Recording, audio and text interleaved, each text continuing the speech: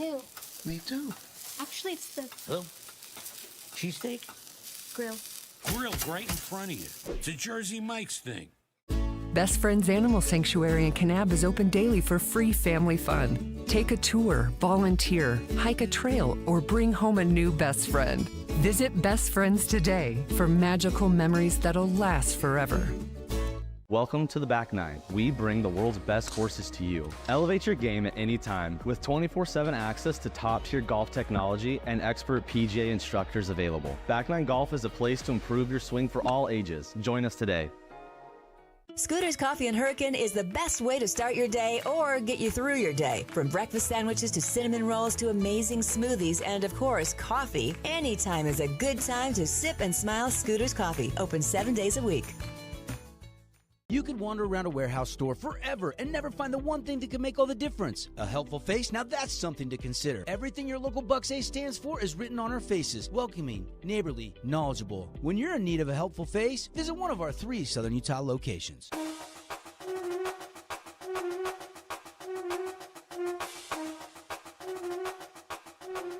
Ladies and gentlemen, welcome on in. It's our Boulevard Home Game of the Week on a Friday night from Snow Canyon High School. The Warriors and the Panthers getting ready to face off in this Region 9 matchup tonight. Caden Formaster, Paul Ratliff, thank you for joining us here inside the Grass Creek Construction broadcast booth.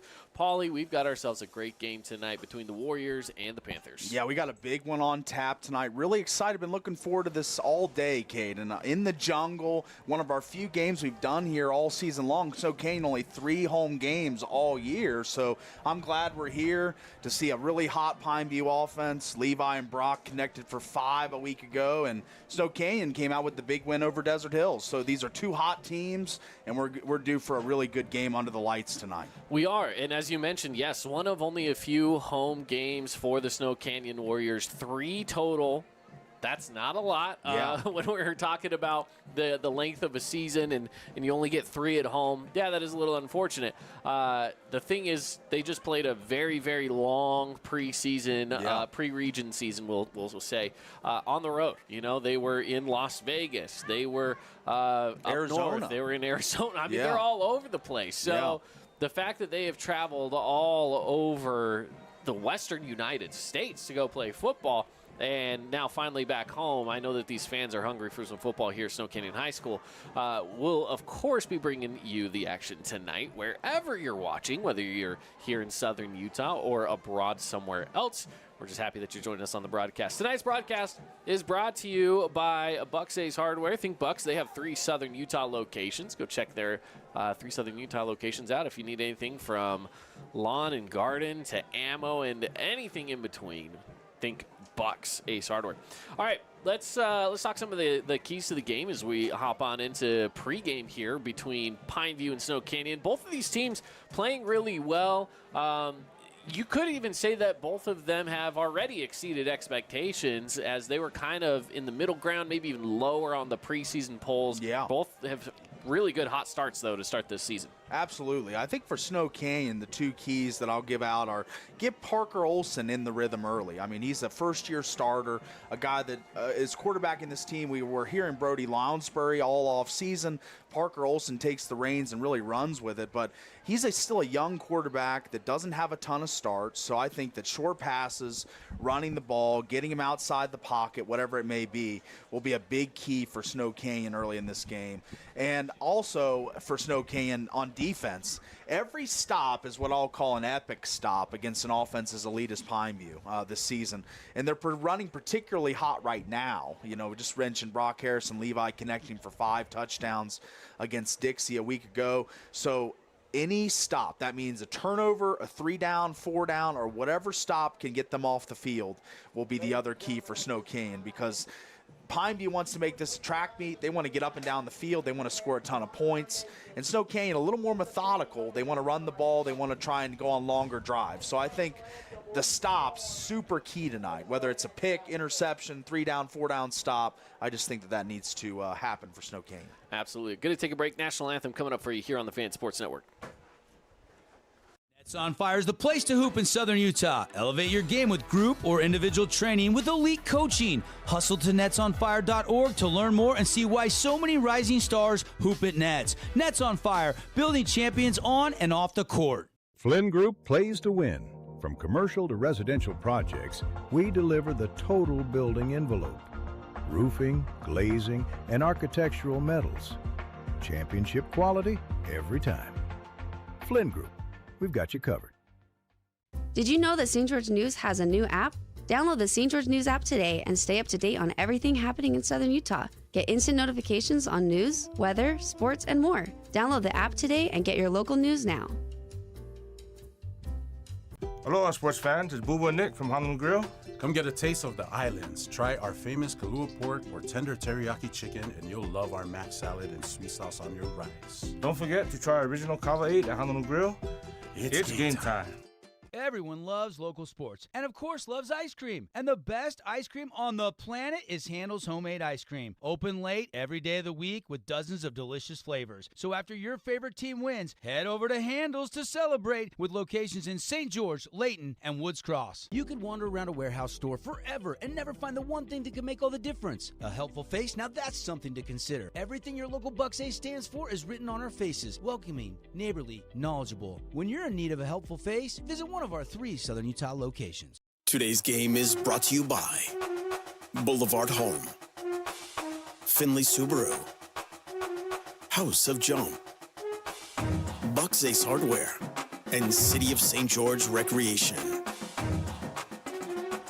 Back at it here, getting you ready for the Boulevard Home game of the week with the presentation of the colors just barely. And the team's getting ready to meet out there midfield. Caden Formaster here, Paul Ratliff bringing you this matchup tonight. We also have another one going on across town with Desert Hills and Crimson Cliffs. We're going to be talking about some of our scoring updates as well, so we'll give you the score updates from that one, and Hurricane at Dixie. So we've got 3 region games for you. We'll be updating you all night long. But another broadcast crew going on over at Crimson Cliffs High School. So Crimson Cliffs and Desert Hills plus Pine View Snow Canyon all in action tonight here with the Fan Sports Network crew.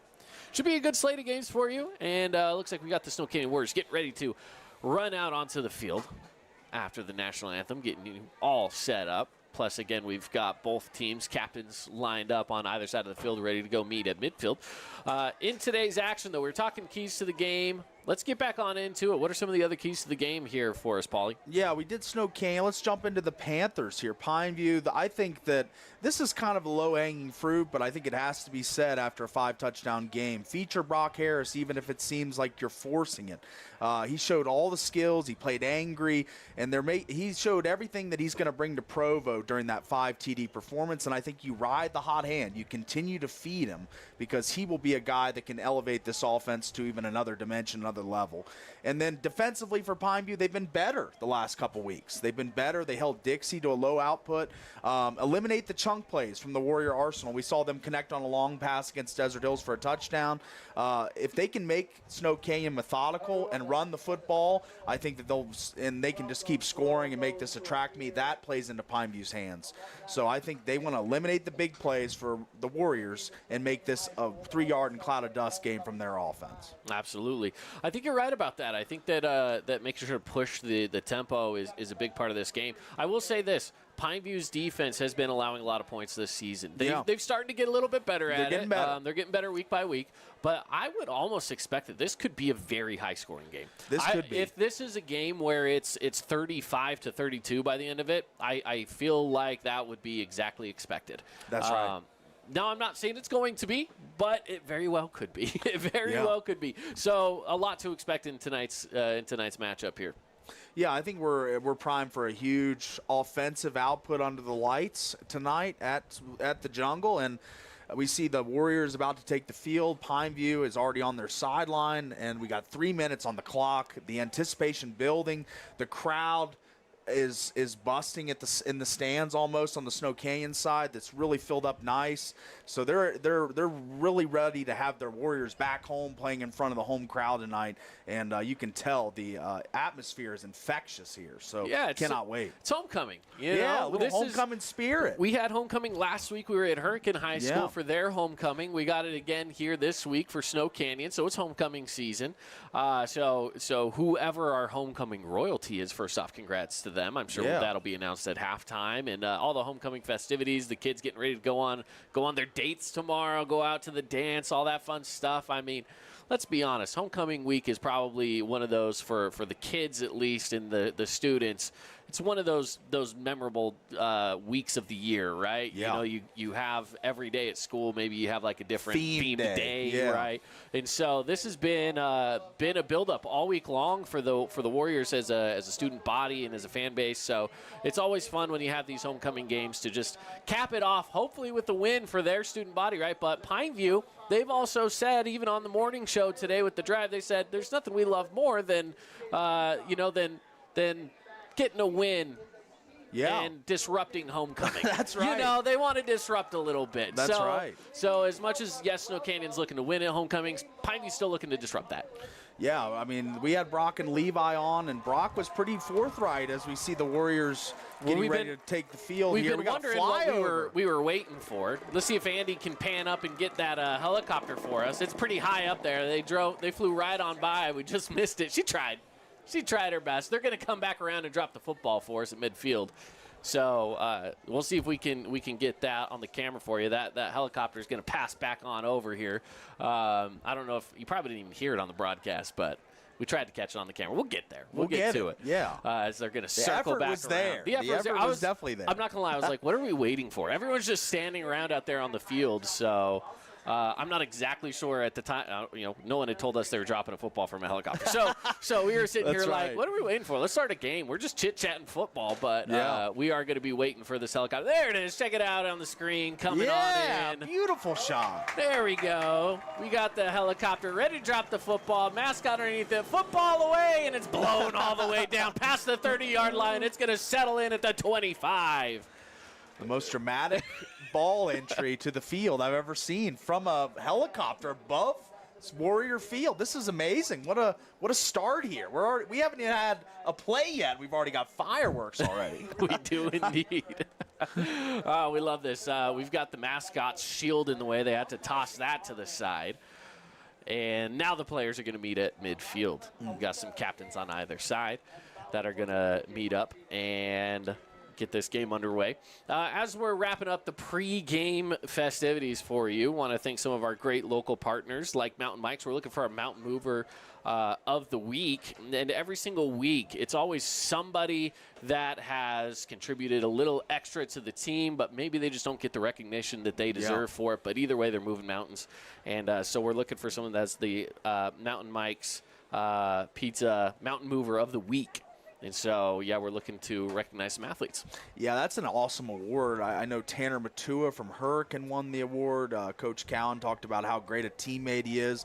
And the Mountain Mover, not always like a superstar. It's more of a scout team guy or a guy that helps out with practice or whatever the functions of a day-to-day operations of a high school football team. It may not be a superstar, but I think that's one of our coolest awards we give out all year. And Mountain Mike's Pizza, pretty good too, by the way. Mountain-sized. I love a good old Mountain Mike's Pizza. Yeah. I love a good old Mountain Mike's Pizza. Now, by the way, we were talking about this earlier this week, and if you haven't heard, I know that it's not Region 9, but it's Southern Utah. My hometown Enterprise, young man up there, sophomore, broke his leg last week playing some football, and so obviously, it was pretty rough. They brought him down to the hospital, and in doing so, they found out that he has bone cancer in his leg. And wow. So talk about a mountain mover there, not inside Region 9, but here in Southern Utah, a young man by the name of Riggs Anzalone. And I know he's going through it. His family's going through it, but high hopes. I know that they're honoring him in a way tonight to just say, hey, we stand with you. So at the football game up in Enterprise tonight, they're honoring him. So I want to give him a shout out. He's a mountain mover in his own right, as the Warriors now taking the field. Yeah, they got the multicolored smoke. First time I've seen that from a Region 9 team. Copying the old Miami Hurricanes with the smoke in the 90s. I love that. Coming out of the flag top of the tips. flags. Yeah. Yeah. That's pretty cool. That's pretty sweet. We like to see it. Yeah, they pull out all the stops for homecoming here Yes, at they Snow do. Canyon. Yes, they do. We love to see it. We love to see it. Now, here's the thing. They're going to have to wait for that smoke to clear before we can play some football. That's right. But it at least gives us some cool theatrics here this evening. Tonight's matchup here, we've got Pineview, Snow Canyon. Pineview is set to receive. Snow Canyon's going to be kicking off here to get things started. And it looks like we've got one flag still roaring out there. Yeah. Looks Maybe like two of them. Yeah. The blue, I don't know what it is about that blue smoke, but it stuck around longer than the gold and the green. They might have stocked that one a little heavier than the other there two you go. colors. One of the blues There they ran go. out, They're and now fading. the other one's out. So we're good. It's time for some football. It's Here we time go. for some football. Paulie's ready. I'm ready. You ready, buddy? I'm ready. Tara's producer. She's Yeah, ready. she's Andy ready. up on the roof running the cameras ready. So we have the crew here ready to go. Snow Canyon, again, to kick this one away. On the kick, Ammon Allred for the Warriors. Sends it back, and it'll be a touchback out to the 20-yard line. That's where Pineview Panthers will set up, getting things ready with their first offensive drive of the game. Yeah, and the senior Levi Shaw makes his way out onto the field, and Dad, the OC of the Panthers. I've always wondered that son-dad connection on the field, and we see it a lot in high school sports, but I think Levi and his dad really have a great relationship on the field, and it really translates to how he plays. Plays real fearless, and you'll see that tonight. So here we go on first down. Here's the snap. They're going to go with a handoff, taking it through the middle, up through the far side, and stuffed up just past the 25-yard line. Probably going to be about a gain of 6. And that's number 11, Kyle Richardson, on the carry there, and he ran for 300 yards just a couple weeks ago. He is a premier player, one of the top 5 rushers in Region 9, so he's a guy to watch as well. Brock Harris steals a lot of the headlines, of course, and rightly so, but Kyle Richardson, a very, very good back in Region 9. Second down. On pass, out to the flat. Looks to be good enough for a first down. I believe that was Colt Falanico. And that's just a good, quick rhythm pass from Levi Shaw. You know, get it out of his hand, get it into the hands of a playmaker, in that instance, Colt Falanico, and he trots upfield real quick for a nice move of the chains, and Pineview's in rhythm here. They're moving fast, pitch backwards to the far sideline. Going to go out of bounds with a gain of 3. And that's something that we're going to have to watch all night long, is the tempo of the Panthers. Like, when they're at their best, they're like the Oregon Ducks of Chip Kelly's era. They're up to the line in less than 5 seconds and doing the next play. So when you can see when the production is good and they're getting big gains, they're quick up to the line, whereas that 3-yard gain, they're going to slow it down a little bit and take it back to the drawing board for this play. So on second down. Looking to pass across the middle. It's caught by Harris. He puts the move on a few different guys, loses the football, and Snow Canyon has it. What a turnover. I mean, Brock Harris, one of the most sure-handed targets in all of Region 9. And as we see on the replay here, Levi throws a good ball on target. He sits in the zone, catches it, but kind of just holding it like a loaf of bread there out wide open out outside of his body, and gets ripped away. And the Warriors, with a huge momentum swing early in this, talked about a key to the game, stops, whether that's a turnover, a punt, a 3-and-out, a 4-and-out. That time they got a turnover and in the first drive of the game for the Panthers. And Callan Kelly was able to scoop it on up. He didn't even let the ball touch the ground once it fell out of Harris's hands. He scooped it right on up, and now it's going the other way inside Panther territory early, setting up shop at the 37-yard line are the Snow Canyon Warriors. Here we go. Olsen's going to drop back. He's going to look to pass. It's caught. Makes one move past the 30. Hit. It's going to be another first down. And Brody Lounsbury gets the first catch of the game for the Warriors and also moves the chains. And as we see on the replay here, Brody Lounsbury was who we presumed would be the starting quarterback this year, playing a little athlete, does a little run in the football, catching the football for the Warriors there. Nice catch, cut up field, and just gets that first down yardage for the Warriors, and they're on the move. Moving quickly, they're going to run it. It's Lounsbury again. He goes down past the 20-yard line, or close to it. And so it's a solid gain of about 5 yards. Maybe a little short. 2nd and 6. Yeah, and they're a little slower tempo-wise than the Panthers. They're not going to go as quick, but they're going to get the right play in. Coach Esplin gets it to his young signal caller. They're spread out wide here. Let's see what he can do. Keeping himself is Olsen. He's got some pressure coming at him, and he's dropped for a loss. Good defensive play by the Panthers. Yeah, that was number 41 of the Panthers, Dayton Christensen, the D lineman, coming down and making a big play in a hurry. 3rd and 9.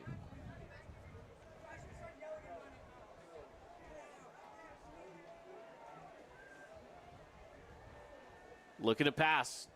Across the middle, tipped around, nearly intercepted. And the Pineview defense flying around early. I mean, Snow Canyon's made some plays, but this is great coverage. And that's 2 guys that had a shot at that ball there. Number 23 of the Panthers had the last shot. That's Colby Himmelwright. And there's Anthony Madsen on the first shot at it. So nearly there. Instead, it is now 4th down and 9. This is a long field goal attempt for a high school kicker. You know, he was out there making them pretty easily from the 25-yard line. So here he is, 5 yards back from that. Line drive, it's going to be no good. I think there might have been a fingertip on that. I'm not exactly sure, but it is going to be a turnover no matter what. Yeah, that's, early in a game like that, you get a big turnover, you'd love to cash that in. You always hear about in the college ranks, NFL ranks, points off turnovers playing big pieces into games.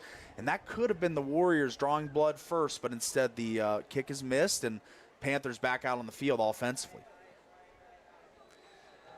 Well, it's like nothing happened. They're set up at the 20-yard line. It's like, let's restart it again. Restart again. Still scoreless. Play action. Into the flat they go. I believe this is Falanico all the way down the sideline. Looks to be close. They're going to give him a yard shy. So on the outside, you can see the great blocks out front from Corbin Yoakum gets the seal there, and Brock Harris. Both their tight ends blocking really well on the outside, and sprung Falanico there for what looked like a small gain, turned into close to a first down.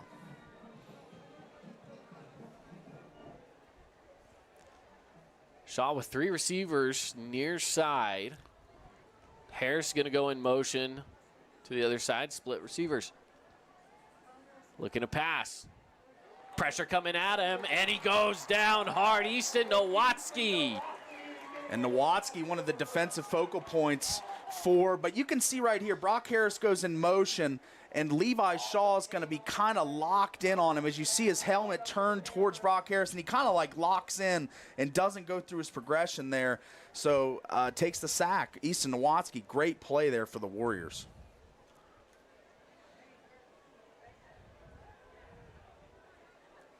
Panthers have been trying their best here against this Warrior defense, but the Warriors are cooking it. Here we go, across the middle, floating it up, caught.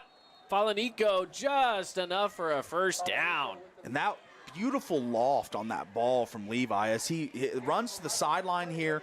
Colt Falanico comes open late, and Levi Shaw just lofts it. Not a lot of zip on that ball, more loft and aerial a little aerial under it to like loft it up and get him that catch. Well, it's probably for the best since he was coming back to it. He needed time to get there. He did. Handoff, near side, lots of room to run all the way down past the 50. Still on his feet, taken out hard though. Hit really, really hard for Richardson, and he's going to be slow to get up.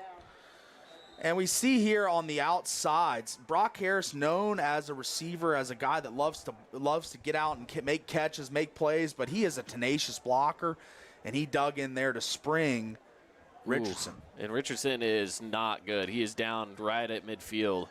He tried to hobble his way off, but he just couldn't do it. It was a big blow he took. Yeah, he was already going down, and then there was some pressure coming in really late and folded him in half. It did not look good. So he's getting looked at. He's got trainers on both sides that are going to take a look at him. So let's go to a break, and we'll come back to the action once he's been cared for. So we'll be back right after this. Your child's sports journey starts with the City of St. George Recreation. From their first steps on the court or field to becoming a star player, our youth sports programs are here to develop talents and teamwork skills. So get out and play. Check out all the sports and get signed up at sgcityrec.org. Hey, it's Sheldon Demke. Check out the latest episode of What's on the Menu, a behind-the-scenes tour of local restaurants. We'll see some of their favorite dishes and get an inside look on how these dishes are prepared. Check out this week's episode at stgeorgenews.com and click the shows on the menu tab. So we're back at it. They're able to help him off the field. They got him up and helped him off. I'm not exactly sure what his injury is, but he is going to be looked at. It did not look good on that hit. He just, got folded in half, as we kind of mentioned, and then it seemed like it was something with the leg, though. But 1st and 10, pass across the middle. It is caught, pushing on through the defense, and a great play there by Max Yoakum, and he's going to be close to the line again. They might move those sticks. They do. 1st and 10 again. Yeah, Max, his brother Corbin, they make up the Yakums. We found out on the show this week when Levi and Brock came by. Coming on in, substitution here is number 7, Garrett Gwilliam, going to take over the running back minutes now. And we've already seen a lot of him before just because, again, we saw Kyle Richardson go out with an injury earlier this season. His first game back, by the way, Richardson rushed for over 300 yards. Yeah.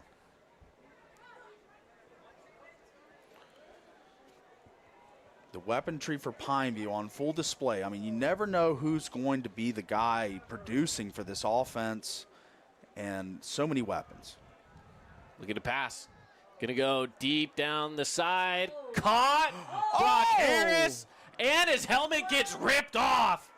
What a play that was. Can we get a replay on that? Oh, my gosh. This was amazing, the way that he goes up and tracks this ball as it comes down. This is a 50-50 ball, true definition of it.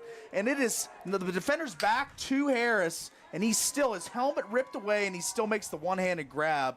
That's one of the best plays you'll see all year long. Wow. Unbelievable. Now, he does have to go off for a play. He lost the helmet on the play. You have to go off for one of them. So there's no Brock Harris out there as Corbin Yoakum takes the direct snap, pushing through, and that is going to be a Pineview Panther touchdown. And that's the heavy formation for the Panthers. When they want to go heavy and they want to go their bodies on your bodies up front, they put their big man, Corbin Yoakum, normally a tight end, at running back in the Wildcat, and he pushes in for the first score of the game. 6-0 Panthers on the Wilkinson's House of Lighting scoreboard. There's a reason why someone like Brock Harris is going to a place like BYU and why he's a 5-star recruit. It's because he can do things like that as the extra point is up, and it is good, making this a 7-0 ball game. Going to take a quick break. Pineview up after the big play here on the Fan Sports Network. At Great Harvest, we believe in crafting more than just bread. We provide crisp, garden-fresh salads and savory sandwiches. Everything from garden-fresh ingredients to our signature handcrafted bread. Our friendly staff will guide you to find a meal that will leave you craving seconds. At Great Harvest, we truly provide something for everyone. And don't forget our baked goods. Satisfy your sweet tooth and finish your meal with a brownie or cinnamon roll. Come visit us at Great Harvest. Today's game is brought to you by Honolulu Grill, Wilkinson's House of Lighting, Appliance Wholesalers Plus, Everbowl, and Best Friends Animal Sanctuary.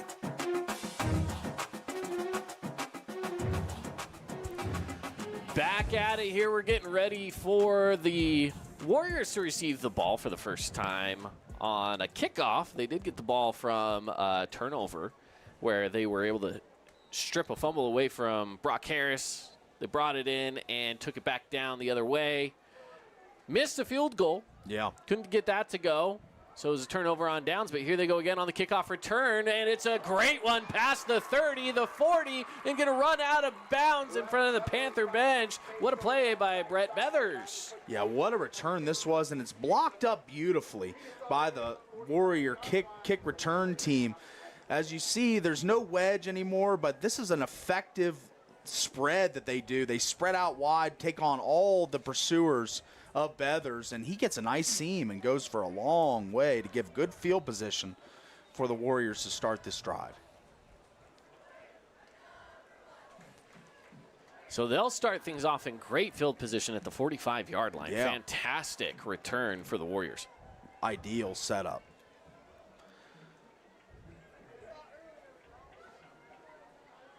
Going to take it on the run. Run it out to the outside. Slips past one, all the way past the line to gain mark. And it's about a 14-yard run for the Warriors. And if you see here the push up front from the Pineview defensive front, it goes nowhere. The offensive line of the Warriors just absorbs all of the pursuers and the defensive line, but he doesn't get touched till he's to the second, third level. So what a good blocking job by the front of the Warriors. Pass back, it's Esplin again. He's going to take it to the near side this time, slips through a few defenders, and will gain 5, maybe a little more. The ball is out. Panthers say they have it. Oh, they're saying he's down. They're saying he's down. We got another potentially injured player? No, he just was holding on to that ball down there. Let's check it out on the replay. Yeah, the ball, I thought, it comes out on that late hit there by number 3, Trayson Graham of the Panthers. He kind of forced that loose as he was already down on the ground. So I think that's a good call by the officials. So it's 2nd and 5. The Warriors continuing to move. Look at a pass, goes across the middle. And it's going to be caught.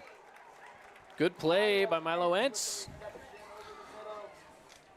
And this is what you got to spotlight here for the Panthers. We heard about Isaiah Fafita. He's taking on a double team right there, as you can see. So somebody else should be unblocked, but the offensive line of the Warriors does a great job. And I'm wondering if he's getting doubled every play, which I've seen, why isn't someone else coming free? It's Entz again, and he's going to be taken down pretty quickly, right about at that line of scrimmage mark. So it'll be 2nd down with a gain of maybe just a yard. I think the Panthers got to bring some more exotic looks. They're really just rushing the front 4 with really no linebackers or corner or safety blitzes. It's kind of a vanilla look, I feel like, and the Warriors doing a really good job exploiting it here. On the move again, hesitation through the middle, spin move. Made one guy miss, but he ran right into the arms of another.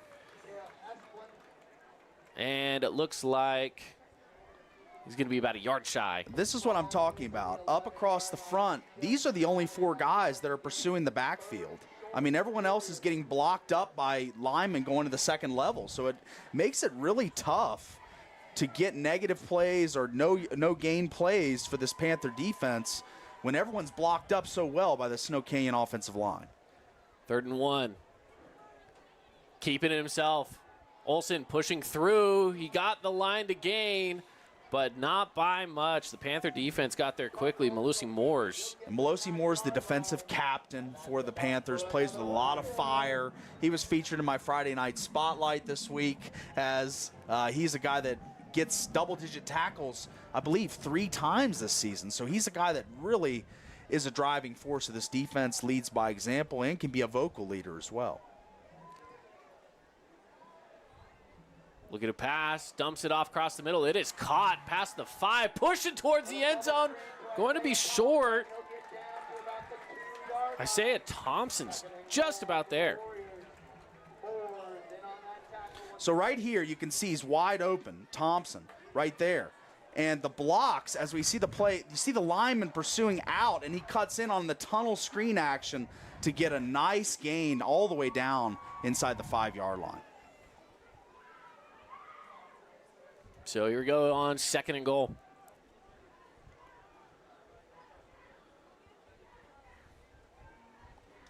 Keeping it himself again, Olsen. He's got room to run. He's going to sneak right on in. It's a Warrior touchdown. Warriors on the board on homecoming night as we see the streamers and a lot of the things, the student section, they're getting excited here, and why not? Parker Olsen shows his dual threat ability there as number 22 of the Warriors gets a nice block kill. Esplin springs him and gets the first touchdown of the game for the Warriors. And maybe we might get that track meet shootout, whatever you want to call it, that we were wanting pre-game, because these teams starting to heat up. Extra point is up, and it is good. So the Warriors, they respond.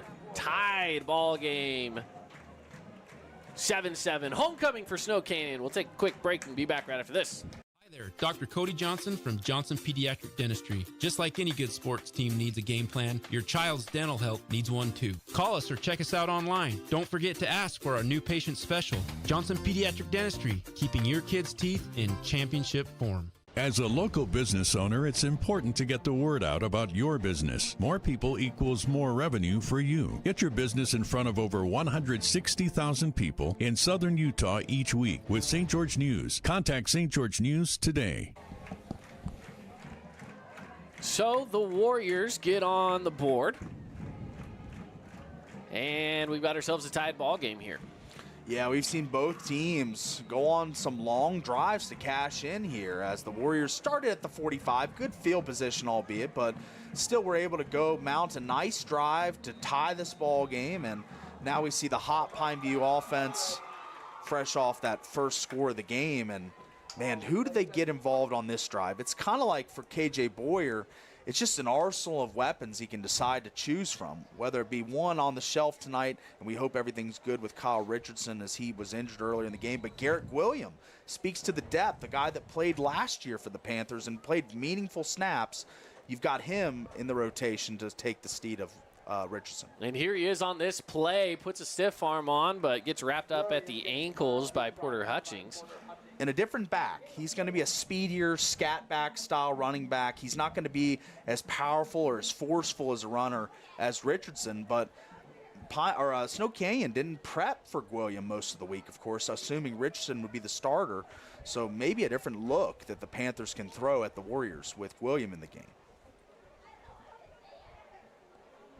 On second down, look at a pass and pressure coming at him. Levi Shaw has to get through it. He evades some, pushes forward, and gets right back to the original line of scrimmage, third down. Good pocket manipulation there by Levi, not wanting to take that sack, but eventually the sack does happen because there's just no time to set his feet. He's just uneven. He's being pushed off his spot. He doesn't have anywhere to go in the pocket, so it does end in a Warrior sack. So, man, Warrior defense playing inspired. Although Pineview's hit on a few big plays, but this defense looking real stingy tonight. On third down, Panthers looking to convert here with room to go. 3rd and 6, looking to pass. Going to go near side. It's tipped around, caught. No.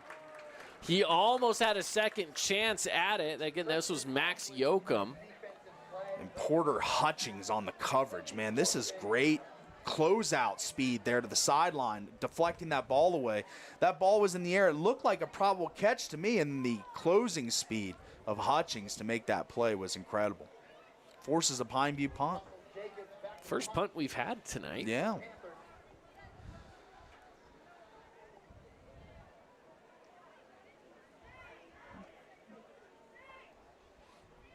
Snap away, and it's a good punt.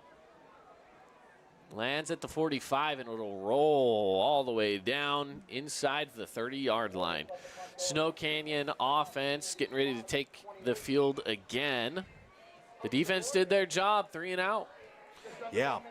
I said the keys were going to be stops, and Snow Canyon's done that early in this game. They've gotten a 3 and out. They've gotten a turnover. So now their offense, who cashed in on the last drive behind a long drive, let's see if they're able to do the same here. As this has been a very competitive game on both sides of the ball, but I think it's going to come. It's a game of inches and a game of big plays. So let's see who makes the next one. On snap, pushing through on the run and gaining, it looks to be about 5 or a couple of yards. Nah, shorter than that. About 3 yards where they'll bring him down. Zespelin. It was a cloud of dust type run, just your big bodies against ours, and just kind of stick it in the guard center gap, and that was a nice run there. on first down. Look at a pass. Goes through the middle. It's Esplin. No one around him. Easy first down. He slips through a couple defenders and all the way down near the 50. And Parker Olson is looking downfield. He's looking downfield. As you can see, his eyes are this way. But he's going to look and look and look. And then his check down is going to come available late in the play, and he's going to just slip it to him for a nice gain. I mean, that's a great play by a young quarterback, not wanting the huge play, just take what's there, and picks up the first down. They're going to let this one go all the way into the second quarter. So with the first quarter behind us, tied up 7-7. We'll take a break. When we come back, we'll update you on the scores from the games across Region 9, and we'll bring you the action here in the second quarter. That's all next here with the Fan Sports Network crew. At Grass Creek Construction, they put their heart and integrity into every build. Their team is committed to delivering top-quality commercial projects that stand out. Integrity is their competitive edge. Building with passion, building with purpose, proud sponsor of local sports. 3, 2, 1, 0. Welcome to House of Jump, where gravity meets excitement. Jump, dunk, and dodge your way into a world of laughter and adrenaline. Whether you're a high-flying pro or just looking to defy gravity, House of Jump is where the thrill begins. Elevate your fun, slam dunk like a champion, and dodge obstacles with style. House of Jump is where every moment is a soaring adventure. So what are you waiting for? Head on over to our house, the House of Jump, or purchase Jump Time online at houseofjump.com.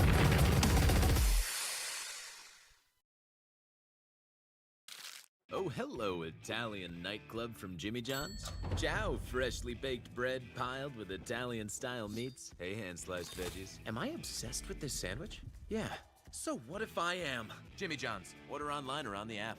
Today's game is brought to you by Dealer Collision, Coral Canyon Golf Course, Udi and Associates, Fabulous Freddy's, Johnson Pediatric Dentistry, and Great Harvest Bread Company. So we got ourselves a tied score as we head on into the second quarter of play. Dropping back to pass is Olson across the middle. He's got his guy. It's a first down and more. Big hit down the line there, but not after gaining about 18 yards. And this is just your typical quick slant route as he cuts in. Or no, I'm sorry, it's a nice little wheel route screen and gets upfield quickly and takes on tacklers. I like the aggression of the run there. And nice pickup there for the Warriors. They're on the move once again. Score updates, top corner for you between Desert Hills Crimson Cliffs. That game's 7-0 at the moment. This is Lounsbury again, I believe. All the way inside the 20-yard line. Keeping it rolling, keeping those first downs. This is the athlete Lounsbury is. He is in the open field. Watch this, whoop, right by him and makes a nice play for the first down. And Lounsbury was, scheduled, slated maybe to be the quarterback preseason, but he's proven he can be a weapon as a receiver, as a runner, and on defense. He does everything for this Warriors team. Yes, he does. 1st and 10. Olson, again, looking to pass. Going to keep it himself. He's got room through the middle. Finally, he's stuffed up by a bunch of Panthers. Getting into it first is number 35, Will Hatch. And this right here, again, look at this. It's the same thing every play. There's only four people pursuing Olson, and everyone else is dropping. It makes it super easy for Parker Olson to just run or throw whichever the defense allows. And right now it's allowing him to get out and run. They're marching inside the Red Rock Real Estate red zone, set up at the 15-yard line. On the handoff, Lounsbury pushing through inside the 10, and it'll be enough to move the sticks. 1st and goal for the Warriors. Like what Lounsbury does. Made a nice catch earlier in the drive. Now they split him out at running back and just give it straight give up the middle. And he goes right through the teeth of the Panther defense for a nice gain. 1st and goal now set up for the Warriors.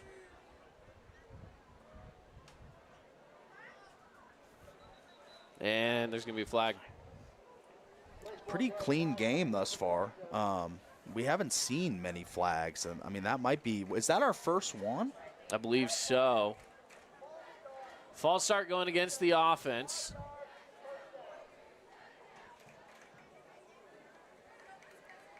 little hitch in what was a really promising drive, but still a really good opportunity here. First and goal, backed up a little bit now, makes it a longer goal-to-go situation. But is it Beathers? Is it Cam Hill? Is it who steps in? Isaiah Thompson?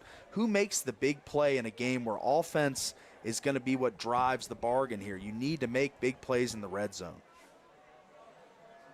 So still first and goal, but from the 14-yard line. They're going to go pass, corner of the end zone, picked off. The Panthers picking it off. Number 23, that's Colby Himmelwright. And Himmelwright's made some plays in the run game already. He's been a guy that continues to make plays for this Panther defense, whether it's in the secondary, in the box, that time, deep in the secondary is the Warriors attacking the end zone, looking for that corner route, and unable to get it. And, man, what a play by Himmelwright, as he's been a starter last year for this team on this defense, and now he's showing that this defense is playing better later into the season. Opportunistic indeed, but now it's going to be a tough situation. He caught it he should have went down. He ran the ball out of bounds at the 1 yard line. Wanted to make a play. I mean, and that's a DB thing. You know, You're going to want to make a play. You're going to want to run out there. These are guys, they're not receivers, so they don't get to touch the ball off.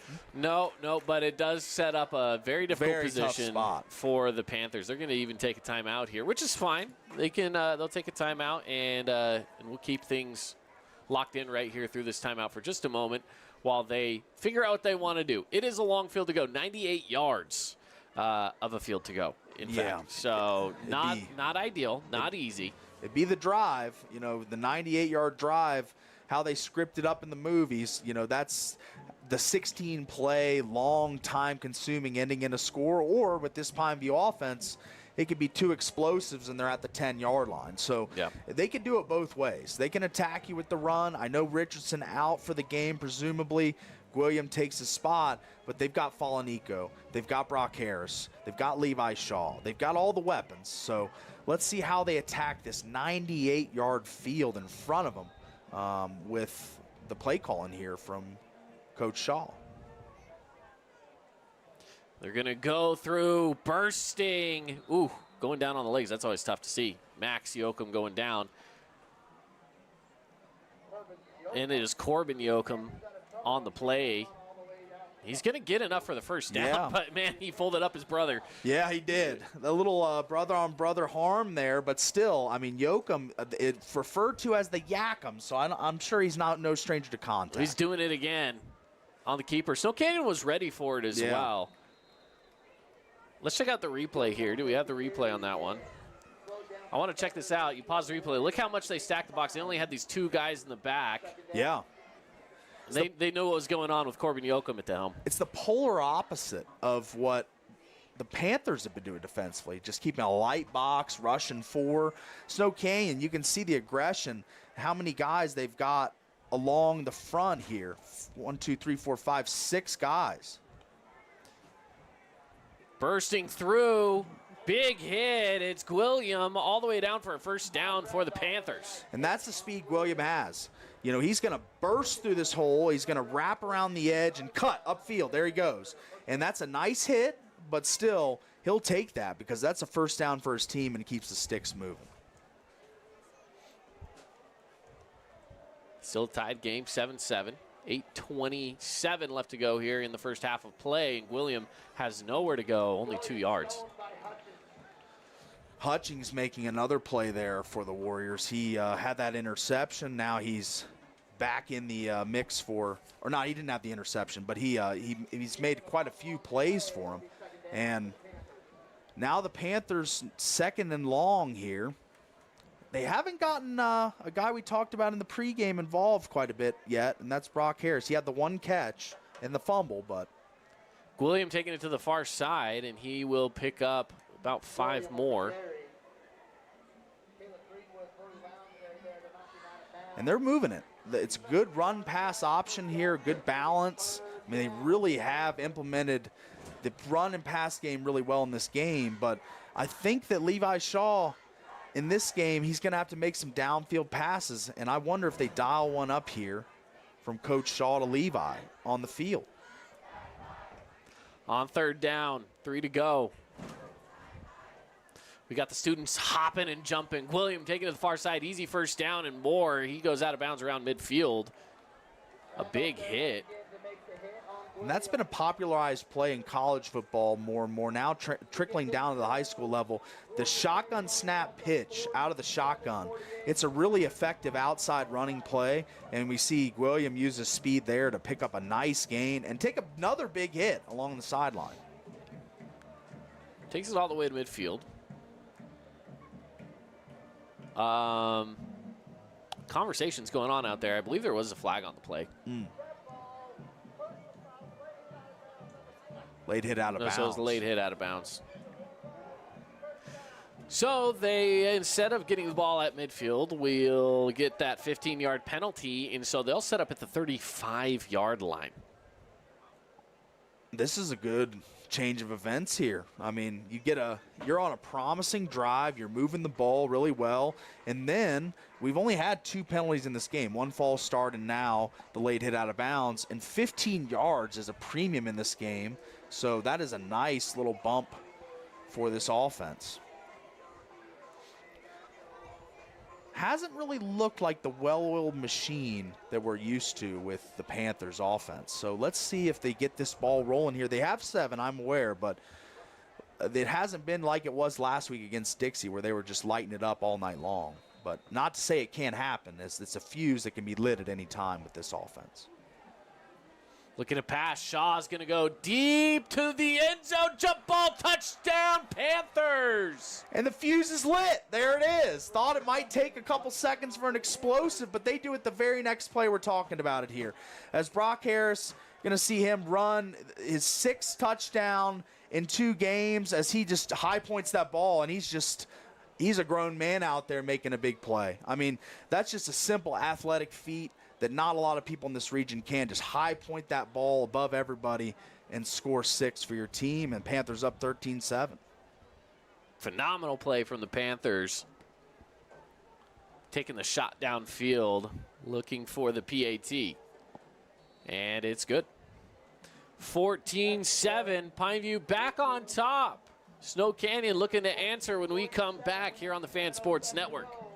Have you tried the St. George Stretch Lab? It'll help boost your athletic performance, help you feel less restricted in your movements, knock out those nagging aches and pains, and melt away your stress. Right now at the St. George Stretch Lab, get an intro stretch for just $39. That's $30 off. Mention keyword radio. At Grass Creek Construction, they put their heart and integrity into every build. Their team is committed to delivering top-quality commercial projects that stand out. Integrity is their competitive edge. Building with passion, building with purpose, proud sponsor of local sports. Check out this week's edition of TGIF on stgeorgenews.com. TGIF is your weekend adventure guide to all the fun and exciting things going on in Southern Utah this weekend. Find this week's edition at stgeorgenews.com and click the shows on the menu tab. Have a blast this weekend. So the Warriors looking to bounce back after the Pineview Panthers get on the board again. Going to try to tie it up on this side. 7:07 left to play here in the second quarter.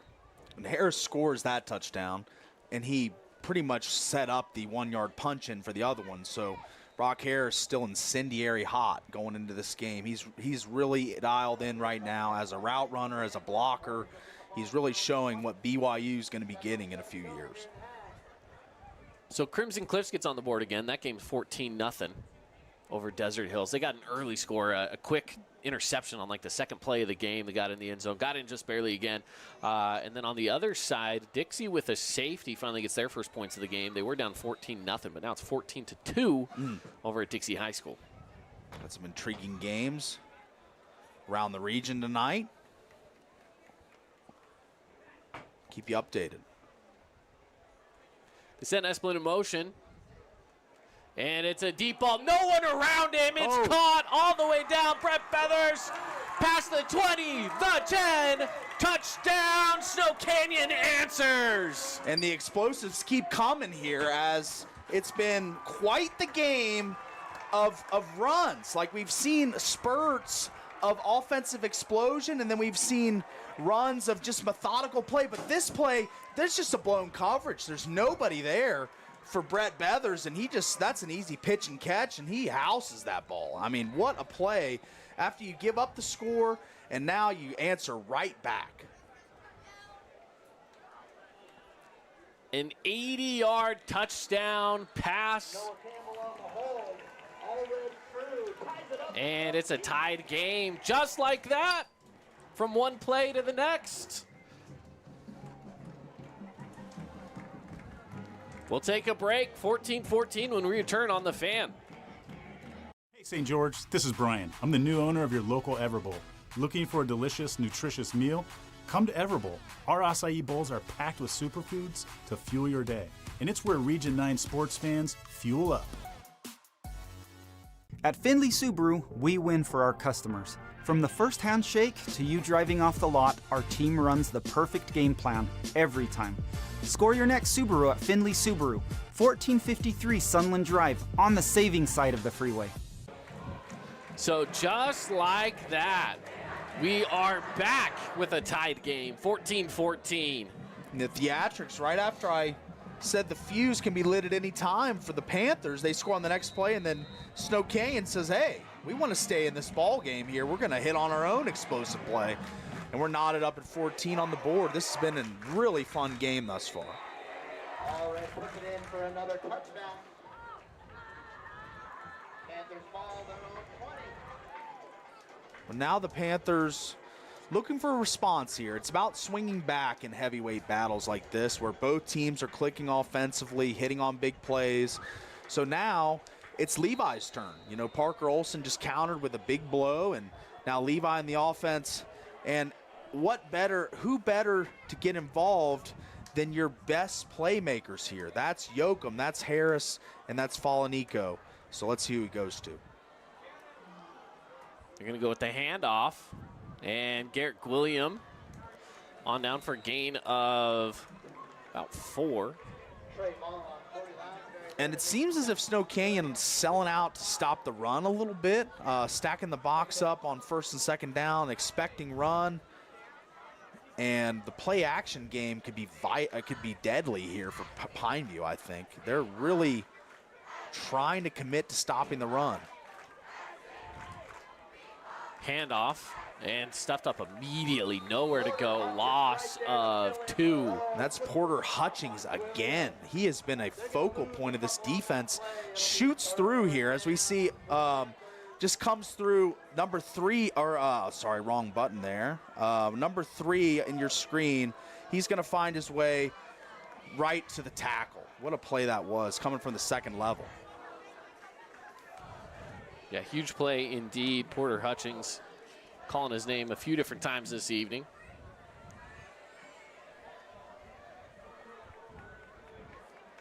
Third and 7. Big down here for Pineview. Man, and they have just had the momentum sucked right out of them. After that huge touchdown play, looking to go deep again, no. Tipped, almost.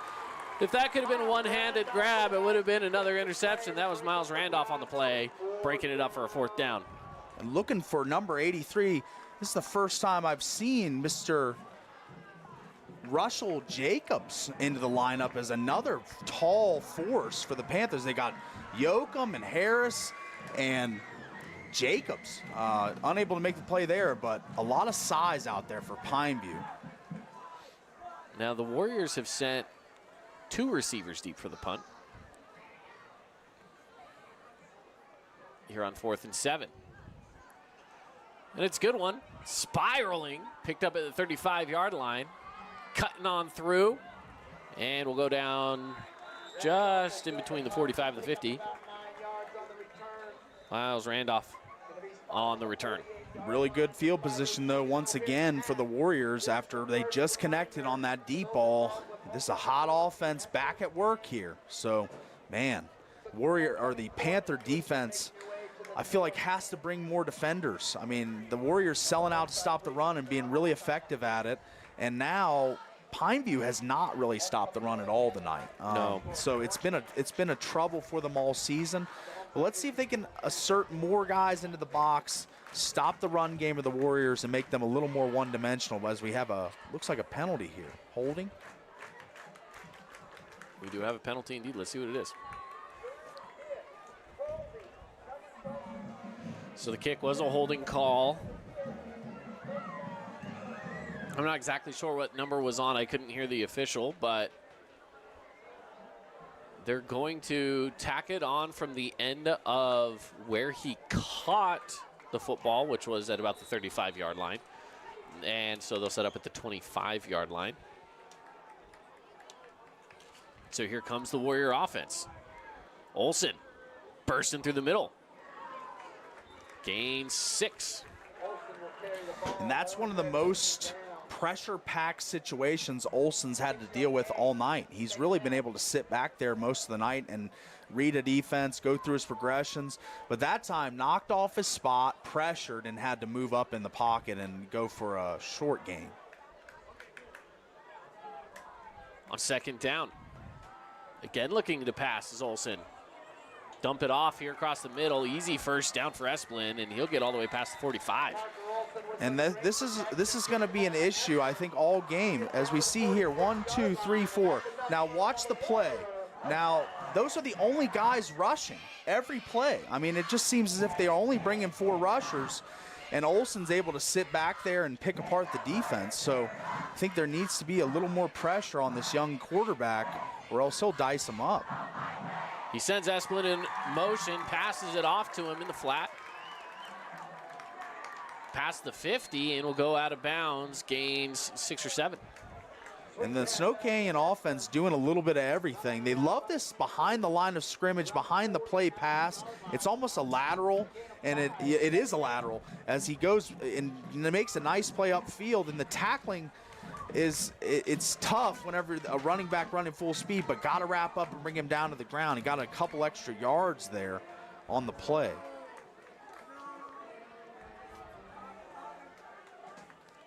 Second down, again looking to pass. Pressure coming at him. He dumps it off down the sideline, too high. Gonna go out of bounds, third down. And that's good from Pineview. Got to bring them up when they make a great play, and they pressured Olsen there. He didn't really get to set his feet.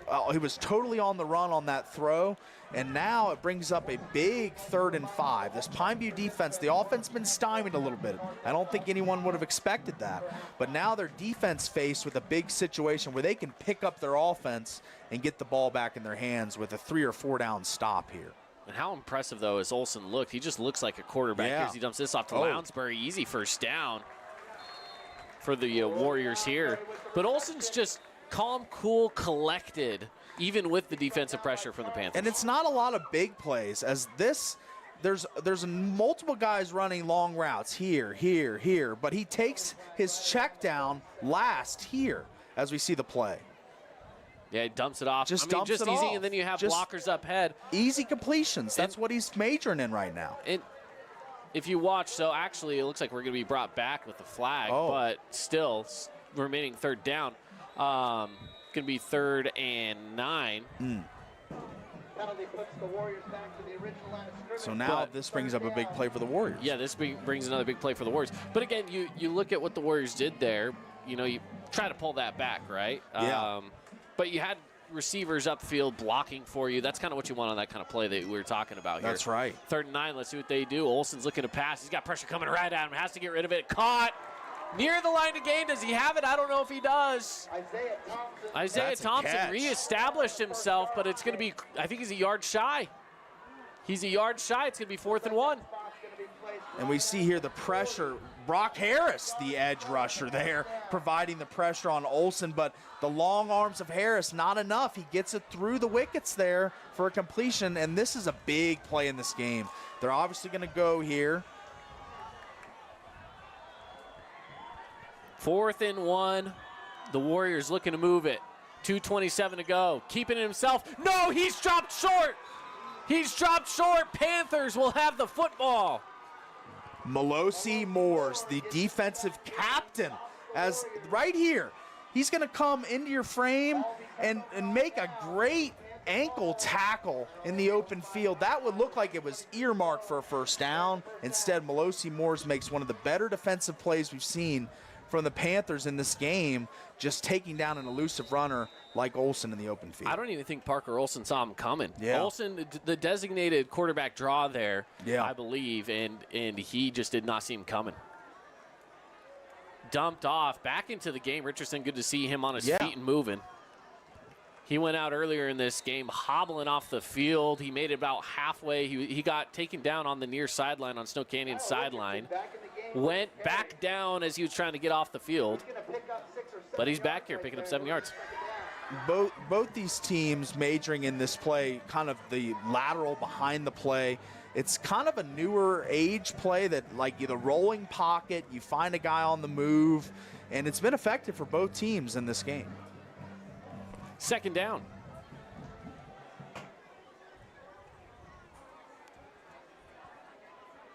Snap away, rolling out, looking to pass. Shaw tries to go sideline, pushing the back. I don't think that's going to be caught. I think he might have been. No, they're going to say he was inbounds.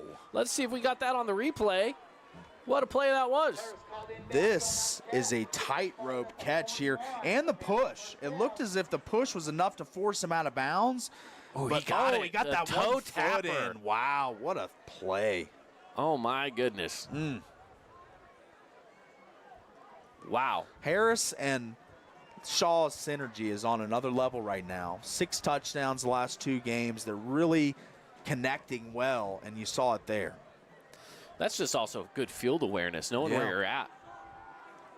Shaw looking to pass. He has pressure coming at him. Dumps it off. Gets it. That's going to be number 4, Colt Falanico, and he'll go out of bounds after gaining 7. Talk about the deep routes for the Warriors of a route to go. I mean, and we're going to play it here, and these guys are going to start going. They're going to go full speed, these outside receivers, and they're going to draw everyone upfield, and then he's going to look for the dump off again, and the dump off is effective.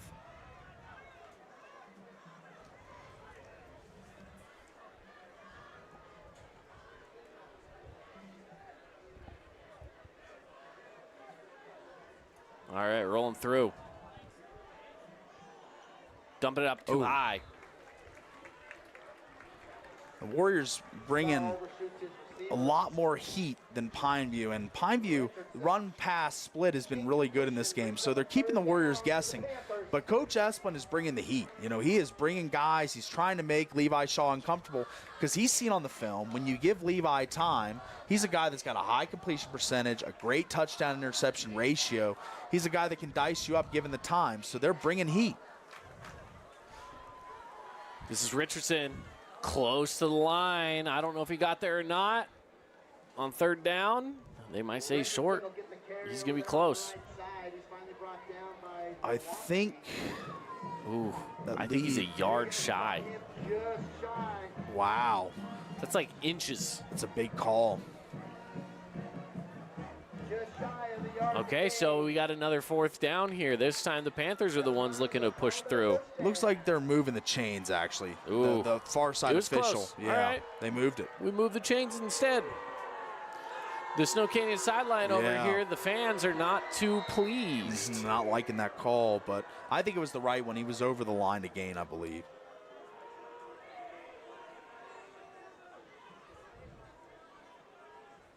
So it is a Fabulous Freddy's first down. And the Panthers continuing to move. Shot a pass. He's going to go deep. Turning around. Max Yoakum could not pinpoint that ball. It'll be second down. And Yoakum got a good step there. He had his man beat wide open behind the defense. Shaw just a little too much air under that football and unable to execute. But still, 2nd and 10. They got plenty of opportunity to still cash in this drive.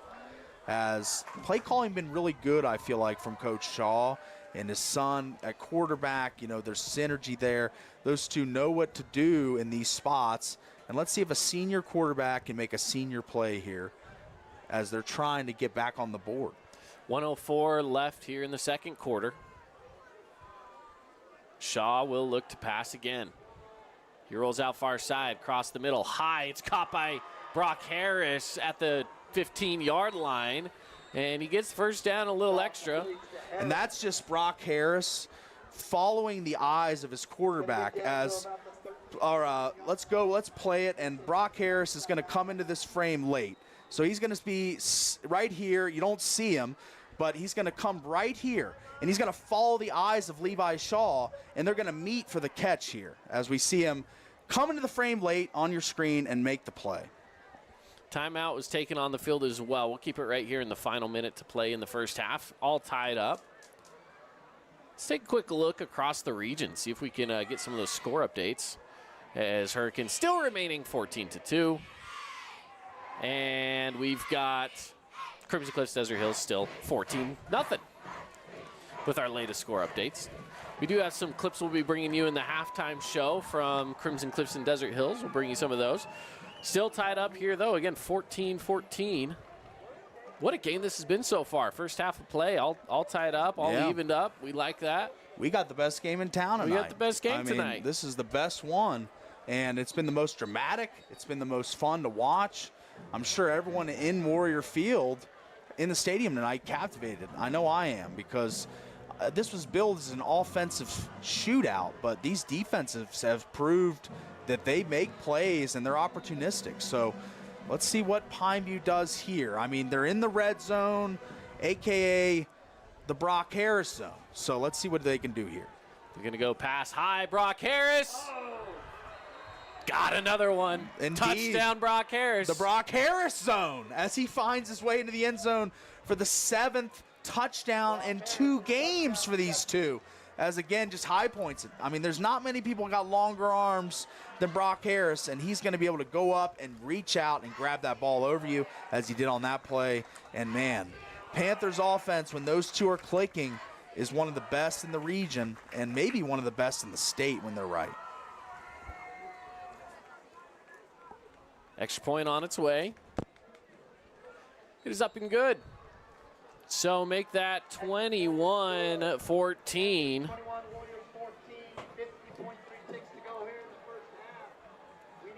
And that's exactly what you want. Exactly what Coach K.J. Boyer wanted from his Panthers offense is leave little to no clock for Parker Olson and the Warriors and score points. And not only score points, but take a 7-point lead with that touchdown. So that's exactly how you draw it up. You run the clock down to less than a minute, you score, and not only score, but you get another touchdown for your stud tight end who's been playing amazing the last 2 weeks. The offense rolling now. The momentum seemed to be slanting towards Snow Canyon, but now Pineview swings back once again. And it's exactly, I mean, you got it right on cue, right? Just that's Brock Harris's zone. The zone. I think that's what I'm going to call it the rest of the year. It's not even the red zone anymore. Just call it the Brock Harris zone if Pineview's marching. Inside the 20, I mean, there's no one better to look for. I mean, there's not a better athlete in the region, potentially in the state. You just put him in a one-on-one and you throw a high-point ball to him, and that's all you got to do, right? Even 2-on-1, I'd still take my chances with that. With Harris. Just go into the end zone for a touchback. So you want to score as quickly as possible if you're Snow Canyon. However you can get down the field. 50 seconds left. They got to go kind of on the hurry up, warp speed like they were going early in the game. I would love to see kind of that up to the line quickly, preserve the timeouts, see if they can connect on a chunk play to start this drive, and then Coach Esplin may be searching for some points. 1st and 10, here we go. Warriors with not a lot of time on the clock. Rolling out, dumping it across the middle. This is Esplin. Cuts back inside. Near the line to gain. Should be enough to move the sticks. But the clock will continue to run unless they take a timeout. They're going to move them. And Harris, you see on the outside there, kind of reading Parker Olson, trying to knock that ball down. Wasn't even really rushing. Was kind of just standing in a spot, playing contained, trying to knock the ball down and keep the quarterback in the pocket. Well, and finally they take a timeout. Took them long enough. The clock went all the way down. The end of the play happened around the 45-second mark. It's 31 seconds left. Yeah. And so they let a lot of time tick away here before taking a timeout. And I'm not sure how many, if any, timeouts they have left for Snow Canyon. I think they may have one max, or they used them all. I'm not exactly sure. Our scoreboard up top doesn't say, so who knows? The officials on the field are keeping track of that for us, but I have not kept track of it myself. That's right. I kind of lost count, but the Warriors still got time. You know, a field goal range probably around the 20-ish, 20, 22, 23. Sure. Kick a long field goal, so they need a big play and then get up the line quick. Olsen looking to pass. He's got a lot of pressure at him. Brody Lounsbury will get it, and he'll run out of bounds to stop the clock. So that was your 34. That was your typical trying to hit on a big play on a slip screen, as we see all these defenders for the Panthers going to rush immediately. These four guys going to come up field in a hurry, and then there's no blocks. The offensive linemen just let them go by, and then they just try and slip them out to the side, but there was so much pressure, unable to make a play. 2nd and 6. Dropping back to pass again.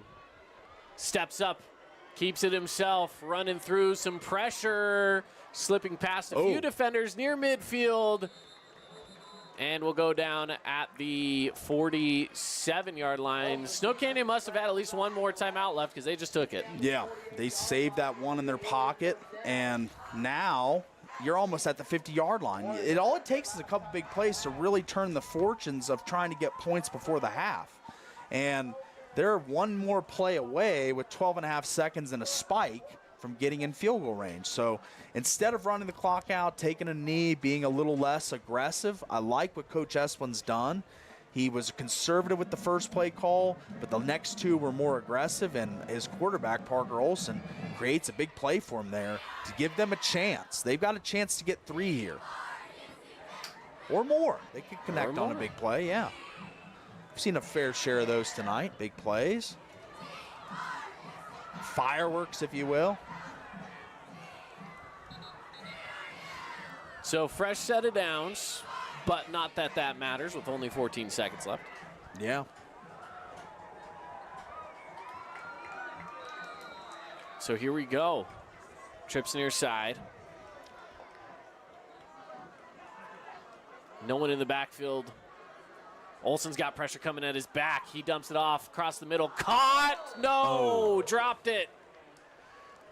Couldn't quite get to it. That was Milo Entz, the intended receiver.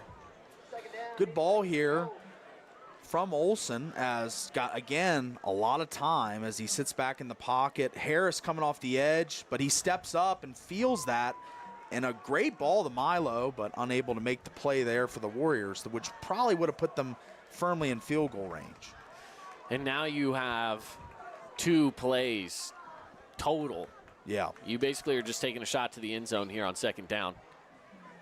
The pressure's rolling out, looking to pass, and he'll throw this one away. So that'll give him at least one more with 1.9 seconds left.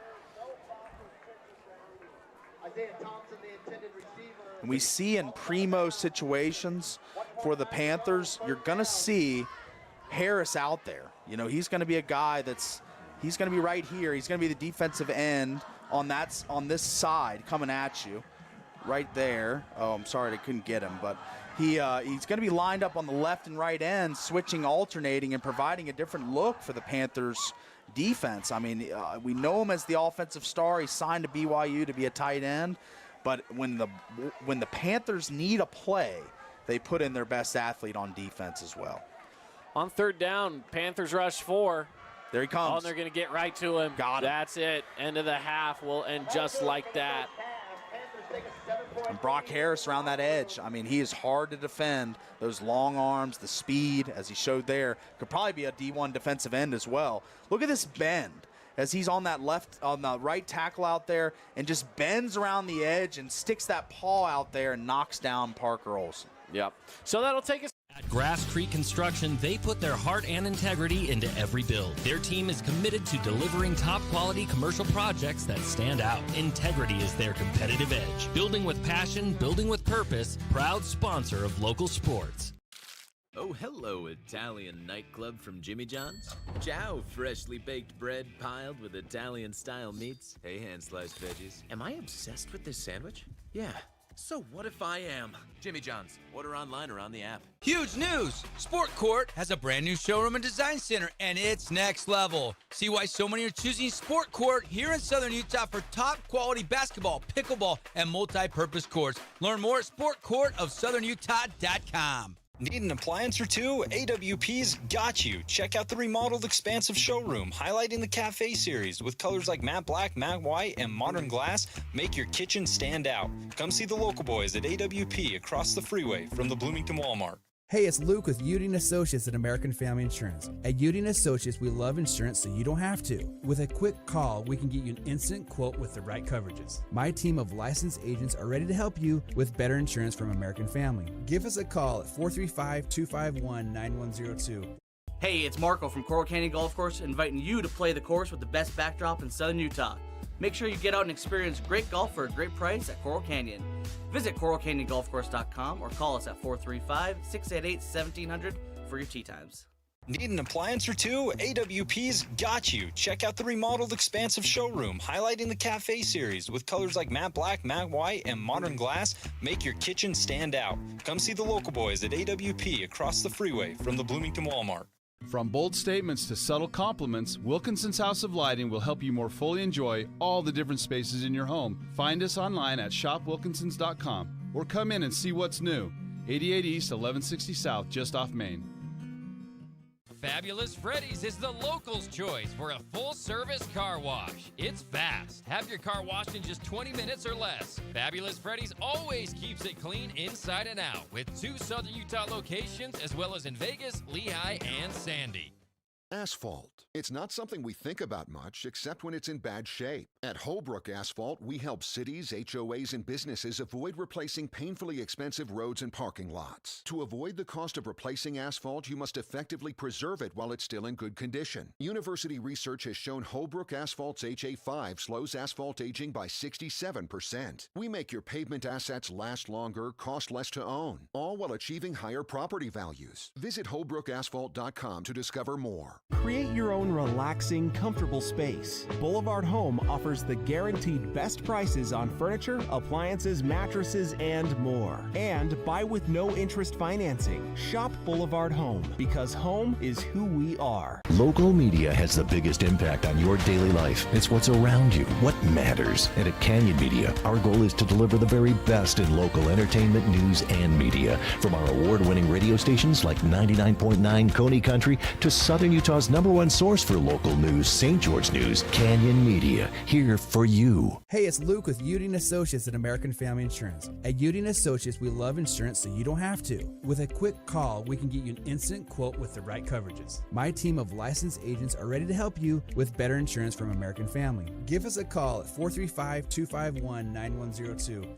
Your child's sports journey starts with the City of St. George Recreation. From their first steps on the court or field to becoming a star player, our youth sports programs are here to develop talents and teamwork skills. So get out and play. Check out all the sports and get signed up at sgcityrec.org. This cheesesteak is so freshly grilled, you can still hear it sizzling.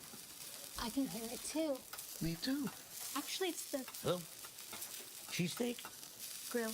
Grilled right in front of you. It's a Jersey Mike's thing. Best Friends Animal Sanctuary in Kanab is open daily for free family fun. Take a tour, volunteer, hike a trail, or bring home a new best friend. Visit Best Friends today for magical memories that'll last forever. Welcome to the Back Nine. We bring the world's best courses to you. Elevate your game at any time with 24/7 access to top-tier golf technology and expert PGA instructors available. Back Nine Golf is a place to improve your swing for all ages. Join us today. Scooter's Coffee and Hurricane is the best way to start your day or get you through your day. From breakfast sandwiches to cinnamon rolls to amazing smoothies and, of course, coffee. Anytime is a good time to sip and smile Scooter's Coffee. Open 7 days a week. You could wander around a warehouse store forever and never find the one thing that can make all the difference. A helpful face? Now that's something to consider. Everything your local Bucks A stands for is written on our faces. Welcoming, neighborly, knowledgeable. When you're in need of a helpful face, visit one of our 3 Southern Utah locations. Nets on Fire is the place to hoop in Southern Utah. Elevate your game with group or individual training with elite coaching. Hustle to netsonfire.org to learn more and see why so many rising stars hoop at Nets. Nets on Fire, building champions on and off the court. Flynn Group plays to win. From commercial to residential projects, we deliver the total building envelope.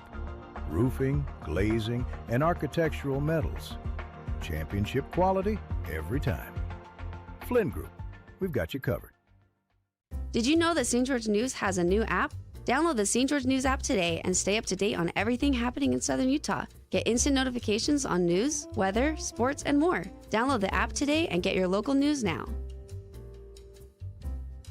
Aloha, sports fans. It's Boo and Nick from Honolulu Grill. Come get a taste of the islands. Try our famous Kahlua pork or tender teriyaki chicken, and you'll love our mac salad and sweet sauce on your rice. Don't forget to try our original Kava 8 at Honolulu Grill. It's game time.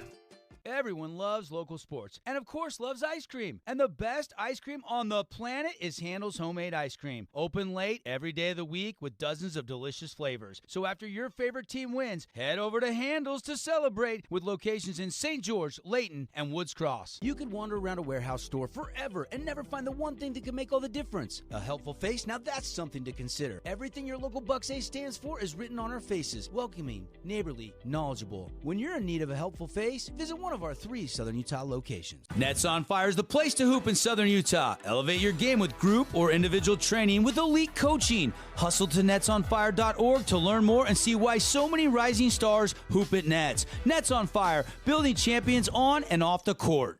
Fabulous Freddy's is the locals' choice for a full-service car wash. It's fast. Have your car washed in just 20 minutes or less. Fabulous Freddy's always keeps it clean inside and out with 2 Southern Utah locations as well as in Vegas, Lehigh, and Sandy. At Findlay Subaru, we win for our customers. From the first handshake to you driving off the lot, our team runs the perfect game plan every time. Score your next Subaru at Findlay Subaru, 1453 Sunland Drive, on the saving side of the freeway. From bold statements to subtle compliments, Wilkinson's House of Lighting will help you more fully enjoy all the different spaces in your home. Find us online at shopwilkinsons.com or come in and see what's new. 88 East, 1160 South, just off Main. Hi there, Dr. Cody Johnson from Johnson Pediatric Dentistry. Just like any good sports team needs a game plan, your child's dental health needs one too. Call us or check us out online. Don't forget to ask for our new patient special. Johnson Pediatric Dentistry, keeping your kids' teeth in championship form. Today's game is brought to you by Dealer Collision, Coral Canyon Golf Course, Udi and Associates, Fabulous Freddy's, Johnson Pediatric Dentistry, and Great Harvest Bread Company. It's homecoming here at Snow Canyon High School. They trail right now to the Pineview Panthers, 21-14. Keaton Formaster, Paul Ratliff here with you inside the Great Harvest Bread Company halftime show. Check out Great Harvest Bread Company off of Brigham Road over by Desert Hills High School. Stop on in for lunch or check out their catering options as well. Yeah. So again, it is halftime here, 21-14. We do have some updates, though, for you as well. We've got Crimson Cliffs and Desert Hills across town. We actually have some clips from that as well. So let's check out some of those clips. And again, this is Desert Hills and Crimson Cliffs losing it on the fumble there. Wow. And then taking it back all the way for the first score of the game. Yeah, Crimson Cliffs getting started early here. Play. Yeah, man, he was on his back. On his back. Like. Next play here for Crimson Cliffs, the next scoring play inside to, I believe that's Jackson Holt for the second touchdown of the game. And Desert Hills here. Ooh. And this one was another one picked off. That was early. That was actually one of the first plays of the game there as they got picked off pretty early. And a little later in the game, Andresen to the end zone. Wow. And caught again another touchdown for the Mustangs. So they're cooking over there. They are. 21-7. 21-7 is the update over there. On the other side of town, Hurricane goes up 21-2 over Dixie. Dixie with that 2-point safety for their first and only points of the game so far, but Hurricane getting 3 touchdowns on the board. Yeah, Dylan Gabriel, Austin McRoberts, Brody Jacobs, C.J. Trump. We saw all that cast of characters last week against Crimson Cliffs, and they put up a really valiant fight and fell short, but it looks as if they're taking out some frustrations tonight. 21-2, looking good for the Tigers on the road. Absolutely. Here inside the half, it's going to be an extended halftime with the homecoming activities going on out there. We've got the homecoming royalty being introduced at the moment. So we're expecting them to do that.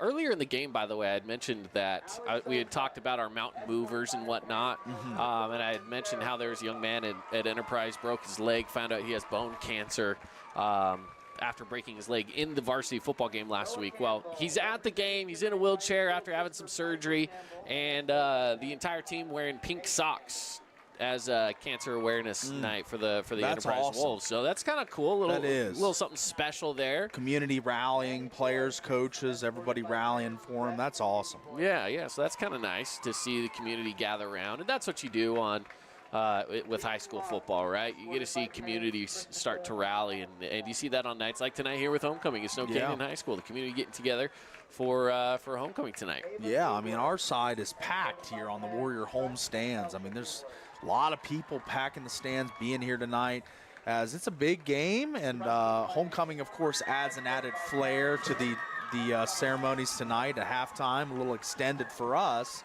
but for good reason. This is an awesome thing. It's homecoming, one of the most electric times in all of high school, and these kids look like they're having a lot of fun, and this is awesome. So brings me back a little bit, but it's awesome. And introducing the homecoming court now, all the members of the court, and awesome stuff.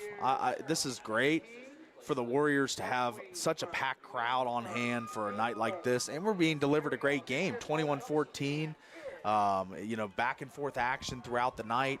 We're due for a great second half. Well, let's take a look at some of our highlights from this game here from the first half of play.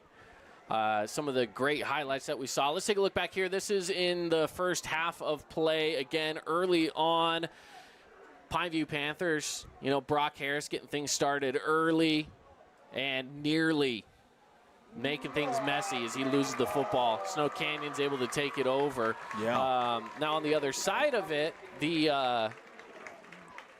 wouldn't get the score. They wouldn't get the score. Pineview's able to stop it. They go on 4th down, miss a field goal.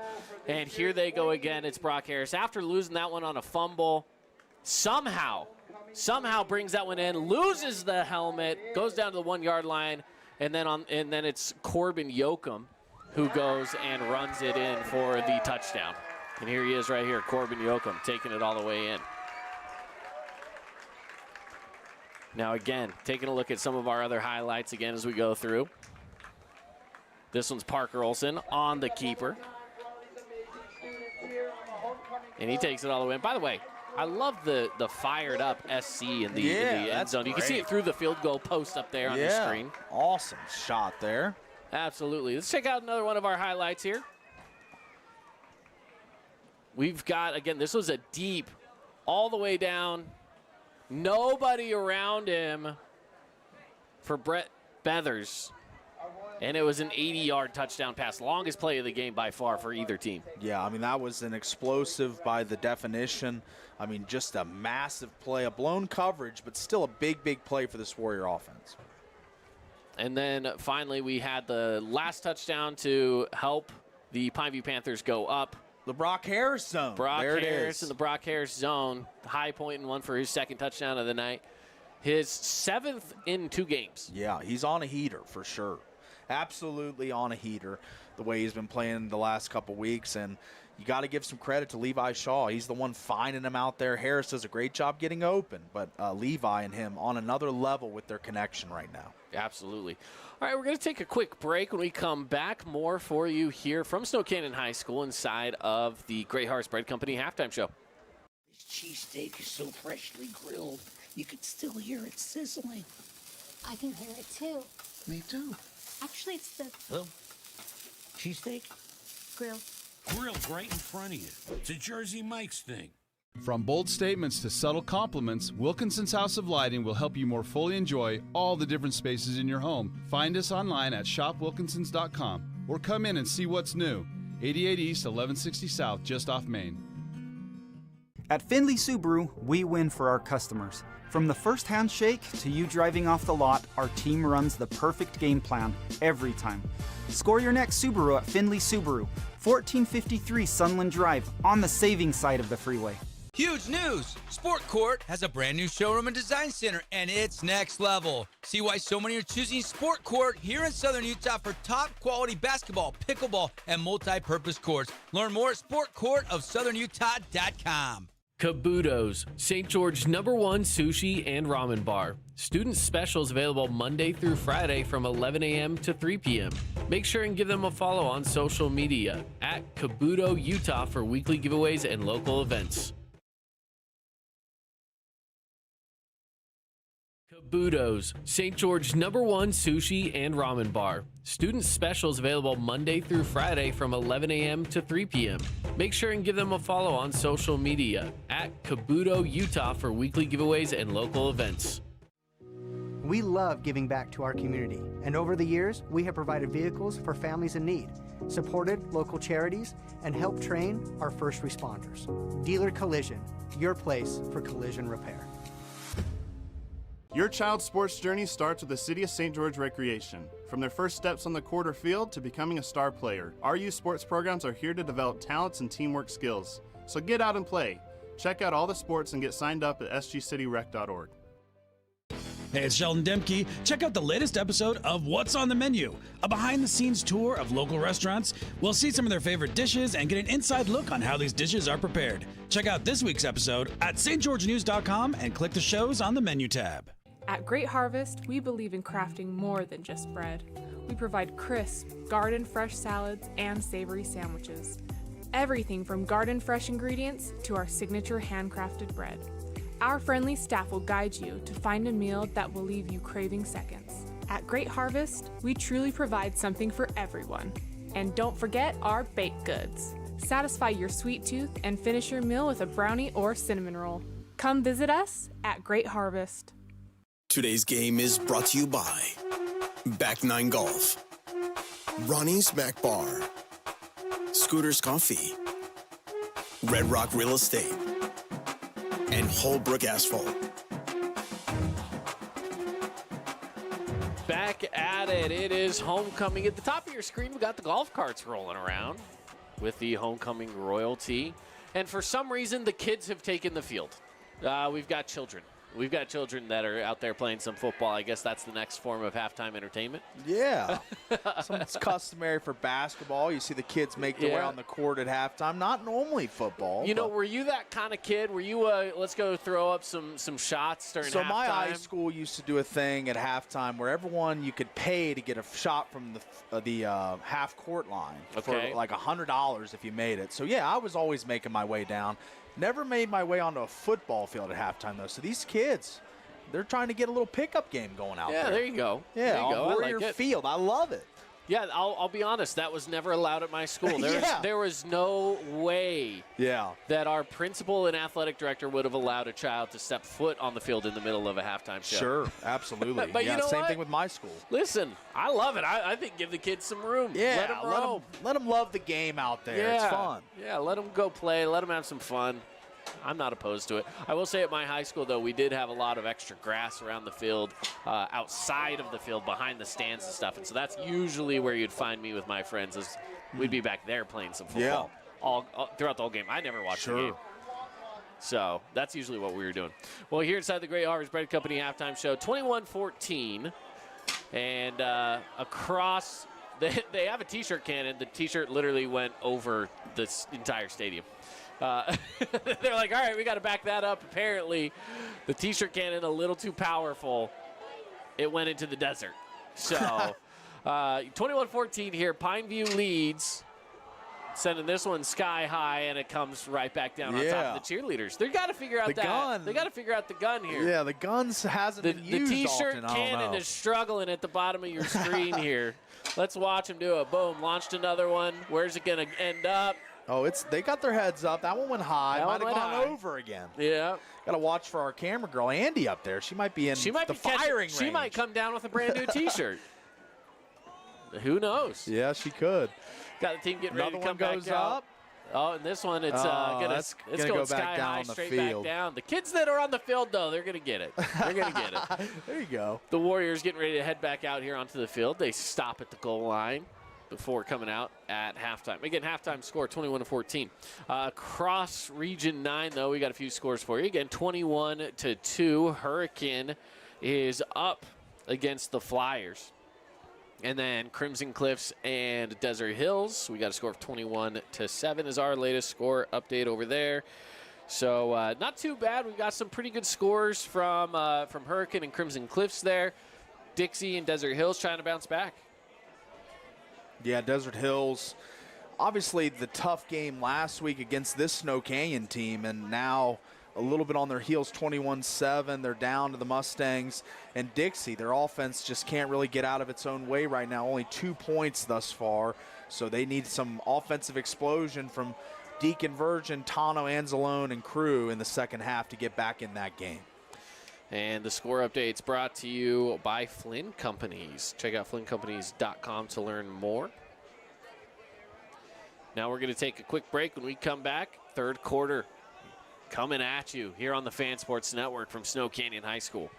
Hi there, Dr. Cody Johnson from Johnson Pediatric Dentistry. Just like any good sports team needs a game plan, your child's dental health needs one too. Call us or check us out online. Don't forget to ask for our new patient special. Johnson Pediatric Dentistry, keeping your kids' teeth in championship form. As a local business owner, it's important to get the word out about your business. More people equals more revenue for you. Get your business in front of over 160,000 people in southern Utah each week with St. George News. Contact St. George News today. At Grass Creek Construction, they put their heart and integrity into every build. Their team is committed to delivering top-quality commercial projects that stand out. Integrity is their competitive edge. Building with passion, building with purpose, proud sponsor of local sports. 3, 2, 1, 0.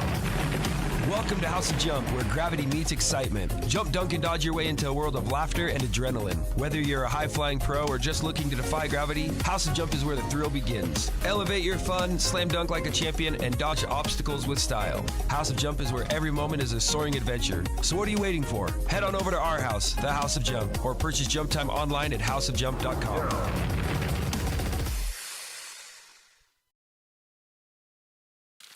Oh, hello, Italian nightclub from Jimmy John's. Ciao, freshly baked bread piled with Italian-style meats. Hey, hand-sliced veggies. Am I obsessed with this sandwich? Yeah. So what if I am? Jimmy John's. Order online or on the app. Homecoming 2025, Snow Canyon Warriors at halftime, trailing to Pineview 21-14. Pineview getting stretched out, and the Warriors already getting stretched out. They put 3 more minutes on the halftime clock for us. So what was a 20-minute halftime is now turned into about a 23-minute halftime. So very extended halftime here as we are getting ready for the Warriors to break through. Now, they will be receiving in the start of the second half. They could not capitalize. Because here they come, bursting on through, hyped up. If you're Coach Esplin, what are you telling your guys at halftime, Paulie? You just got to stick with it. You know, the Panthers are going to connect on the massive chunk plays throughout this game. We've seen Brock Harris. We've seen Kyle Richardson. We've seen William all get 20-plus yard gains in this game.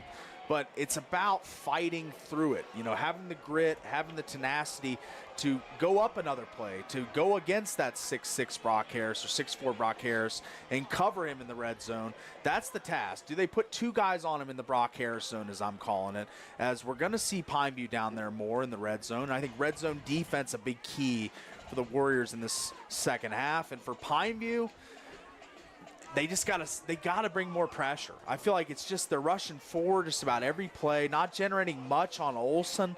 I mean, he seems very comfortable, his feet set most plays, shoulders square. So I think Pineview, their key is they've got to bring some heat. They've got to get some pressure if they want to win this game. So the Pineview Panthers will kick things away here. The third quarter is upon us. We got a couple Warriors back to receive. By the looks of it, it is Esplin and Lounsbury. Lounsbury really showed his athletic prowess tonight. I thought this guy was a quarterback last year. He played some games, started some games as a quarterback, but proven he can be a nice piece in the run game, in the aerial passing game. So let's see what Lounsbury's got for us on this return. It's returnable here from Esplin. Past the 15. Or excuse me, not Esplin. This is number 20. And he's going to go near side, finally going out of bounds. That is Shakespeare. Mannix Shakespeare is going to be on the return. Yeah, the senior, 5'10", 180, and he showed his speed here on this nice spin. As we're going to see along the sideline here, he gets kind of bogged down. It looks as if he's going to get tackled, but then just that nice little spin out, gets to the outside and surges for like 20 more yards, 15 more yards. So big play for the Panthers there, or for the Warriors there. They don't take the touchback. They'll take the yards at the 38-yard line is where the Warriors will get things rolling here. Olsen passes backwards. Lounsbury slips past one defender. Stays on his feet long enough to gain 2 or 3. Lounsbury, a guy that he feeds off the contact. He's a bigger-bodied kid at receiver, plays a little running back as well, and he just takes on a tackler there and keeps the legs churning, and that's a good first down pickup. You always want to be in second and medium or short, so 2nd and 6 or less is a good sign for this Warriors offense. Bursting on through, first down and more, and again Lounsbury gets the first down. And Lounsbury's a guy that when given a hole, and this line going to clear out the middle here, and he's going to have a Mack truck and drive through that hole. Man, what a lane that was for Lounsbury as he just rolls right through for a nice first down carry. And this is what the Warriors needed, a nice time-consuming drive with a score if they can. False start. Ooh, that hurts.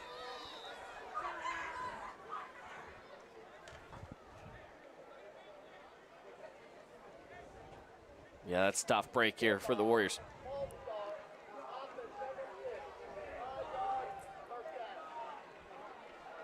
So 5-yard penalty, 1st and 15.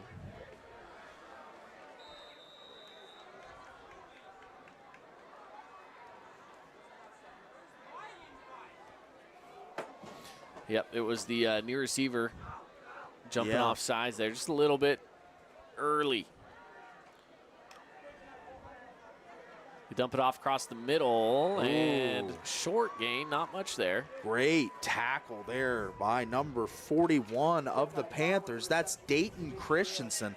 From his defensive line spot, he's going to pursue the play from the backside and make that tackle. What a play there. Sokai Fa on the reception. 2nd and 13.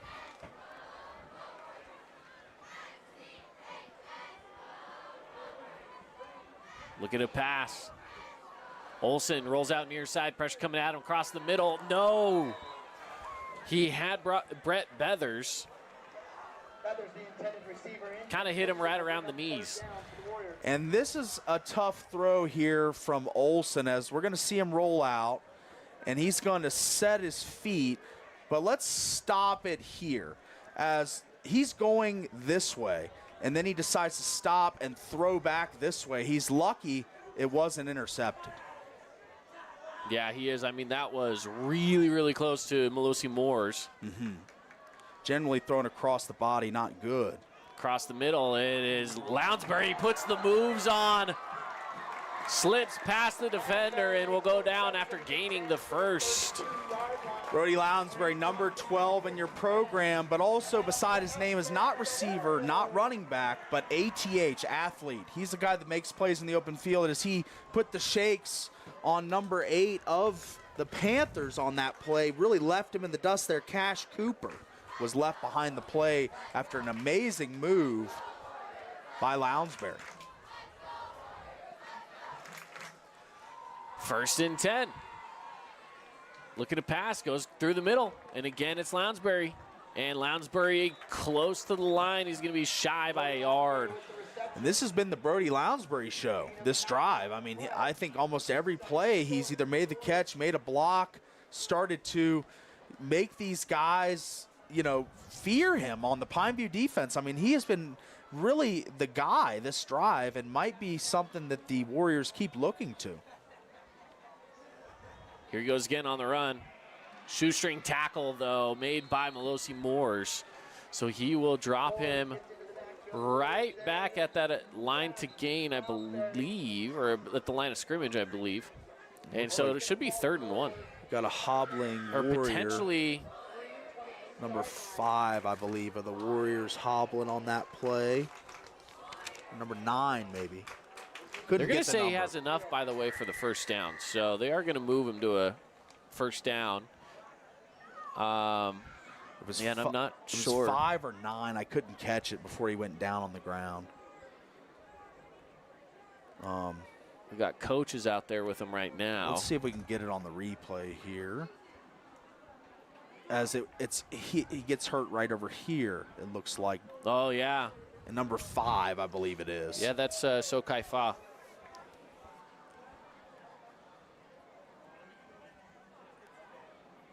So while he's being attended to, we will take a quick break, and we will come back once we are back in the action, once we know more about his ability to potentially, hopefully, get up and get off the field. So we'll take a break, and we'll give to you some updates when we return.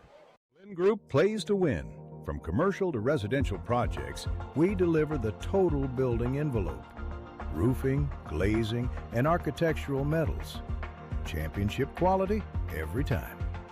Flynn Group, we've got you covered.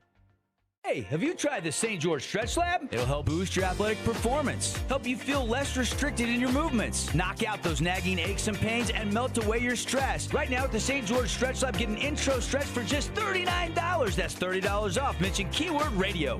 At Grass Creek Construction, they put their heart and integrity into every build. Their team is committed to delivering top-quality commercial projects that stand out. Integrity is their competitive edge. Building with passion, building with purpose, proud sponsor of local sports. Check out this week's edition of TGIF on stgeorgenews.com. TGIF is your weekend adventure guide to all the fun and exciting things going on in southern Utah this weekend. Find this week's edition at stgeorgenews.com and click the shows on the menu tab. Have a blast this weekend.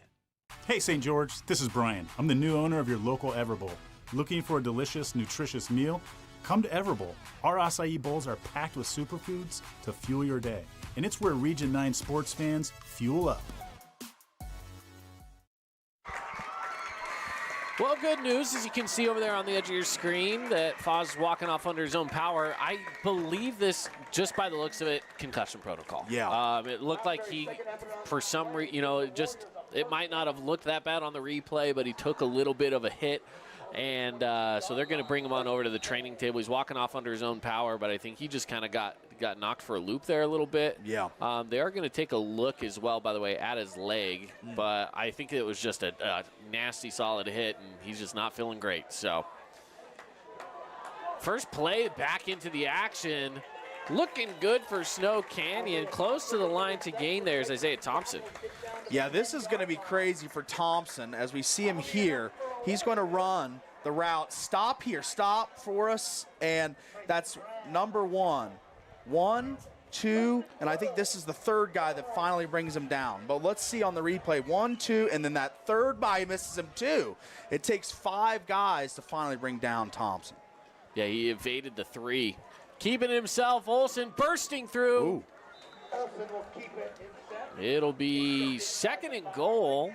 Melosi Moores gets all the way down to the 5. Melosi Moores makes the stop there, but otherwise I think Olsen's in. That was a great fill by Melosi coming up into that play and stopping that run, but he had a head of steam going into the end zone if he wasn't stopped. 2nd and goal. Big play here for the Panther defense. Pump fakes, rolls in, hits. Is he there? He's close. He's in. Touchdown, Warriors.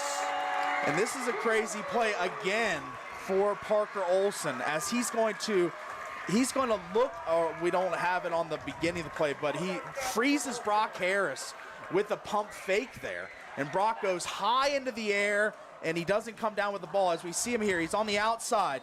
It's going to, Parker Olson going to freeze him with the fake and then throw into the end zone. What a great play on the run. The extra point is up, and it is good. It is good. Tied game, 21 apiece.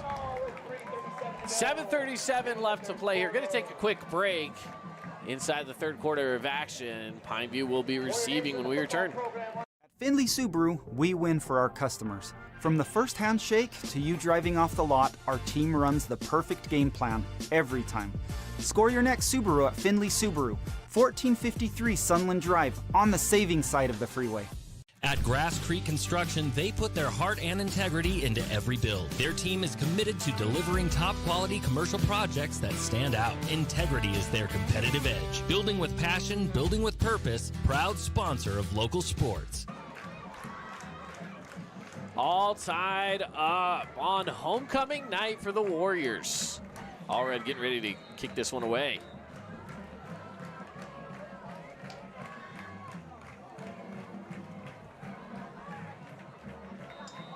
And it's going to be a touchback back out to the 20. Panthers, they got to look to move here, Paulie. Yeah, Panthers got to be thinking 7 here. They got to respond. It's been a heavyweight bout all night long. These teams been exchanging blows. But now we're getting into the later stages. We're at 7:37, third quarter. This is kind of where we start to enter winning time. You know, this is where teams separate, make plays to win games. So let's see who makes the game-defining plays in this one. I think number 86 and number 13 going to have a say in the end of this game. But we'll see how they attack this Warrior defense. Go with the handoff.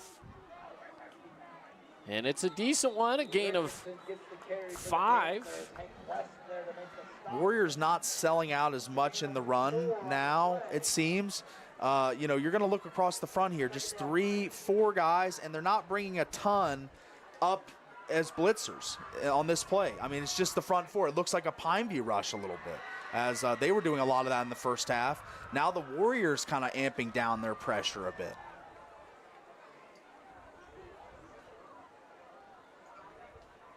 So on second down, 5 to go. Shaw sends Yoko in motion.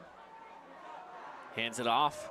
Cut back inside, and that's going to be enough for a first down for the Panthers. Good run again. And that's a great jump cut there from Kyle Richardson, as he stopped in the hole here, but he just jump cuts out and just keeps going forward.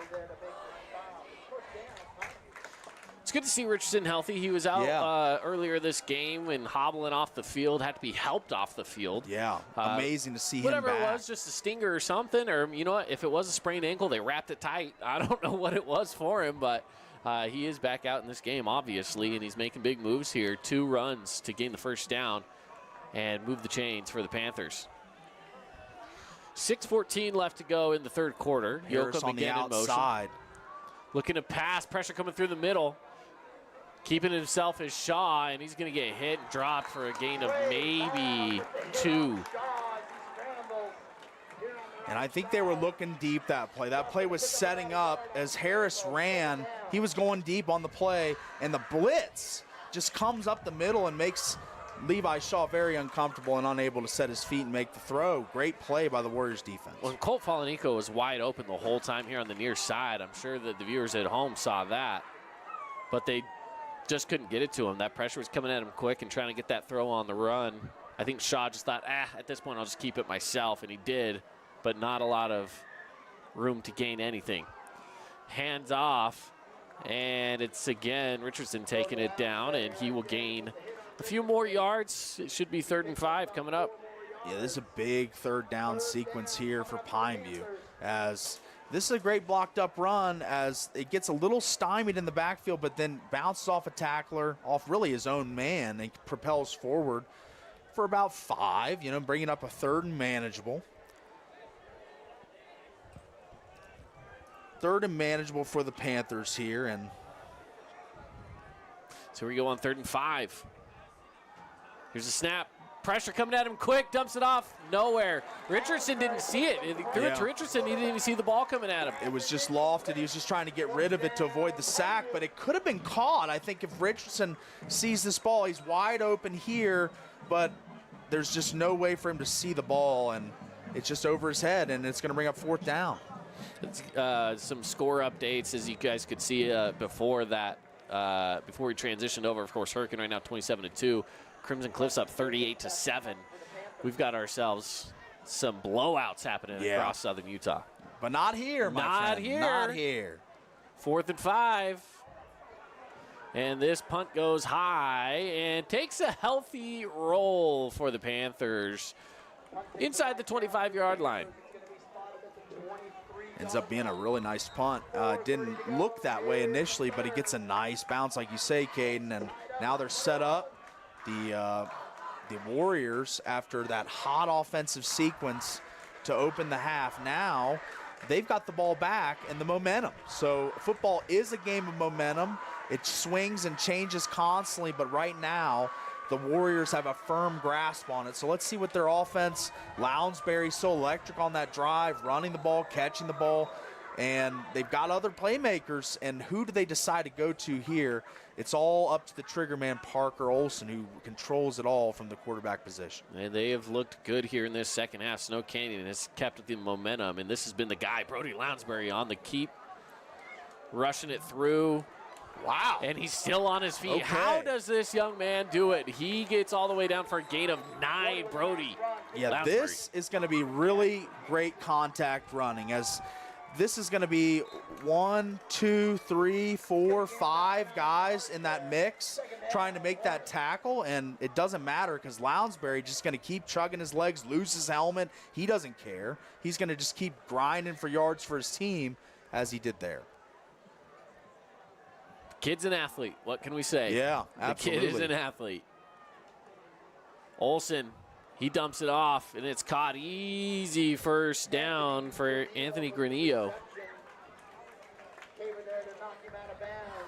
Lounsbury, too. I've noticed this. I'm kind of a shoe guy, as you might know, Caden. And the Lounsbury wearing the Kobe Grinches, a very rare cleat, was very not those lime green. It's supposed to be like the Christmas Grinch, you know. Yeah. So I like what his shoe game and his game tonight. He's really played well.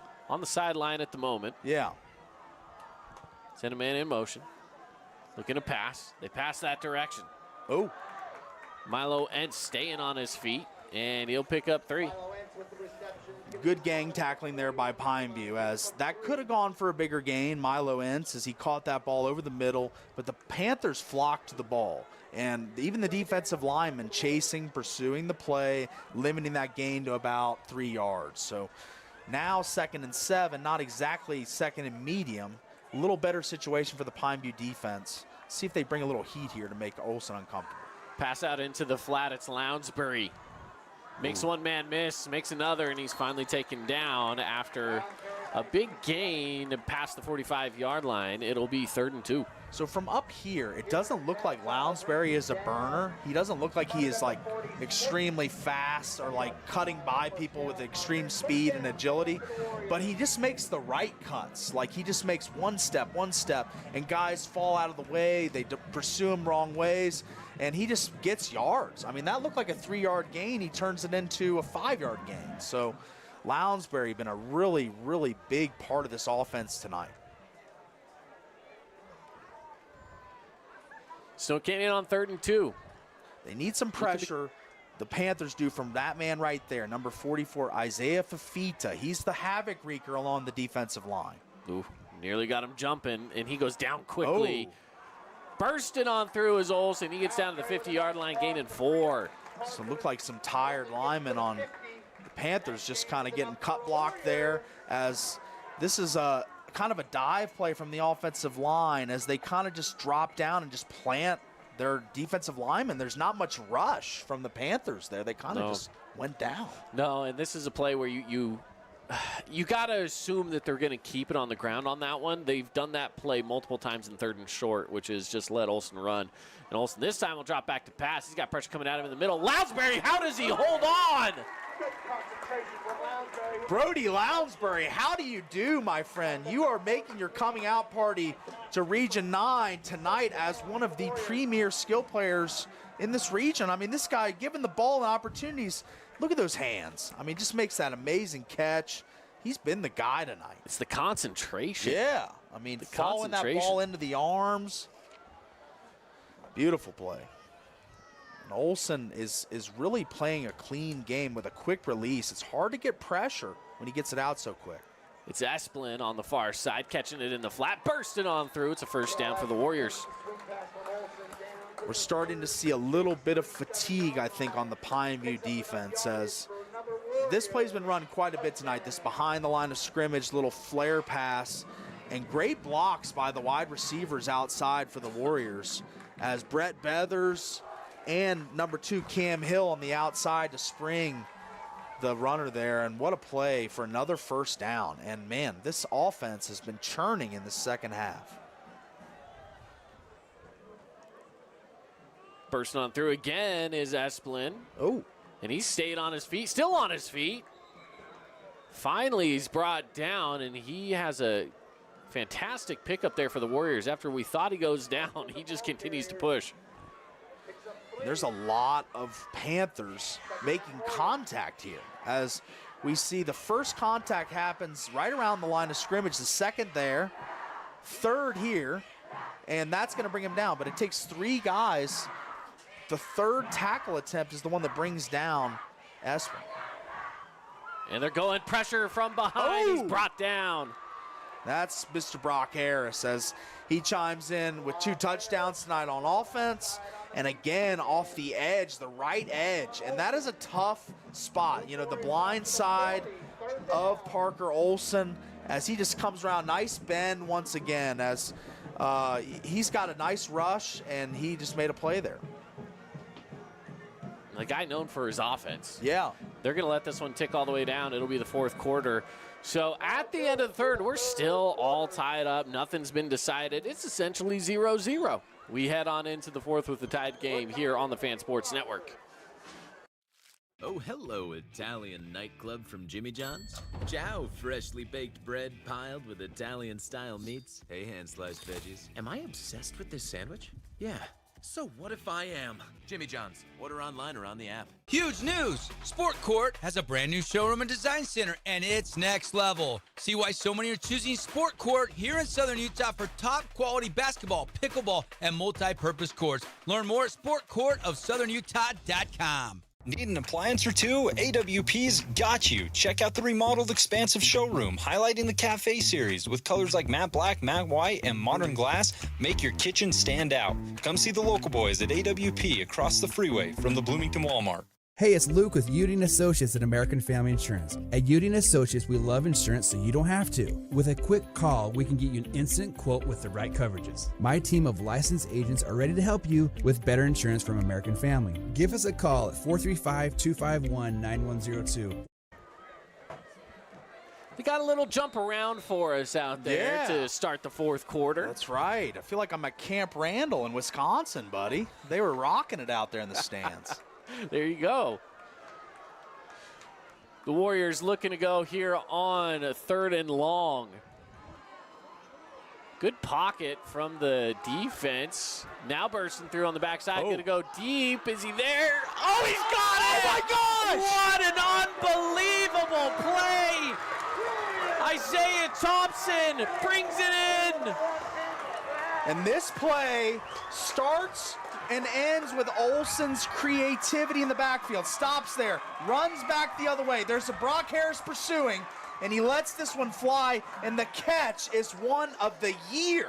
I mean, that is the best catch I've seen this year in Region 9 by Mr. Isaiah Thompson. What a stamp he just put on this game. Wow.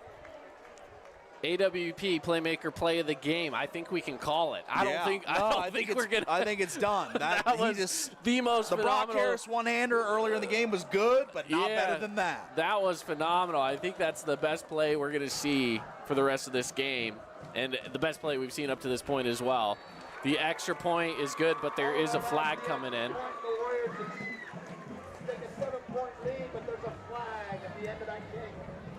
Yeah, I don't know what the flag will be, but that is just a massive play. I mean, the Warriors have looked for more playmaking and production from their outside receivers, whether that be Brett Beathers or Cam Hill or Isaiah Thompson or Brody Lounsbury.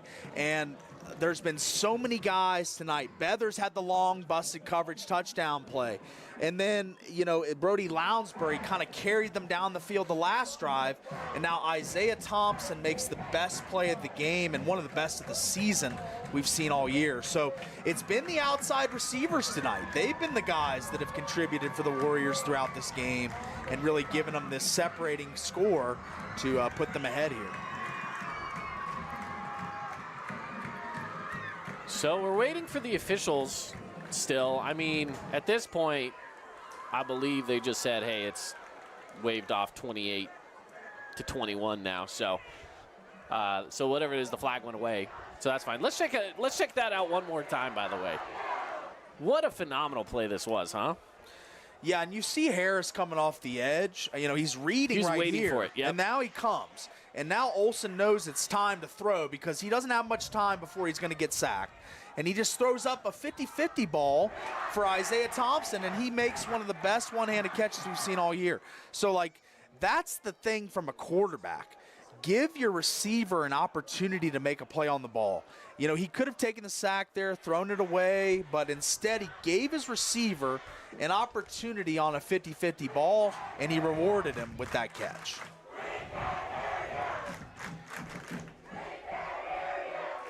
Warriors fans pumped up about that last play. Students chanting, "We can't hear you," to the Pineview student section trying to get a return here, but it's a raucous environment here. I mean, we've amped up the intensity a lot the last couple sequences here from both teams, as it's been very, very hotly contested second half. But right now, the Warriors getting the better of the Panthers on the scoreboard, but both these teams trading blows, big plays, but it's just been an amazing game. We got the best one in town tonight by far. We have a phenomenal game right now.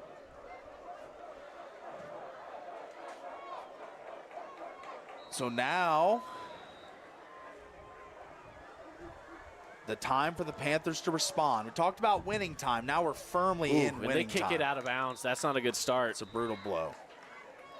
After a great sequence, great big play, you connect on that long touchdown pass, and then now you kick it out of bounds and give the Panthers the ball with favorable field position for an already really hot and very talented offense with a ton of weapons. So that hurts if you're Snow Canyon. I think Coach Esplin wants that kick back, of course, but instead it's Panthers ball all the way up.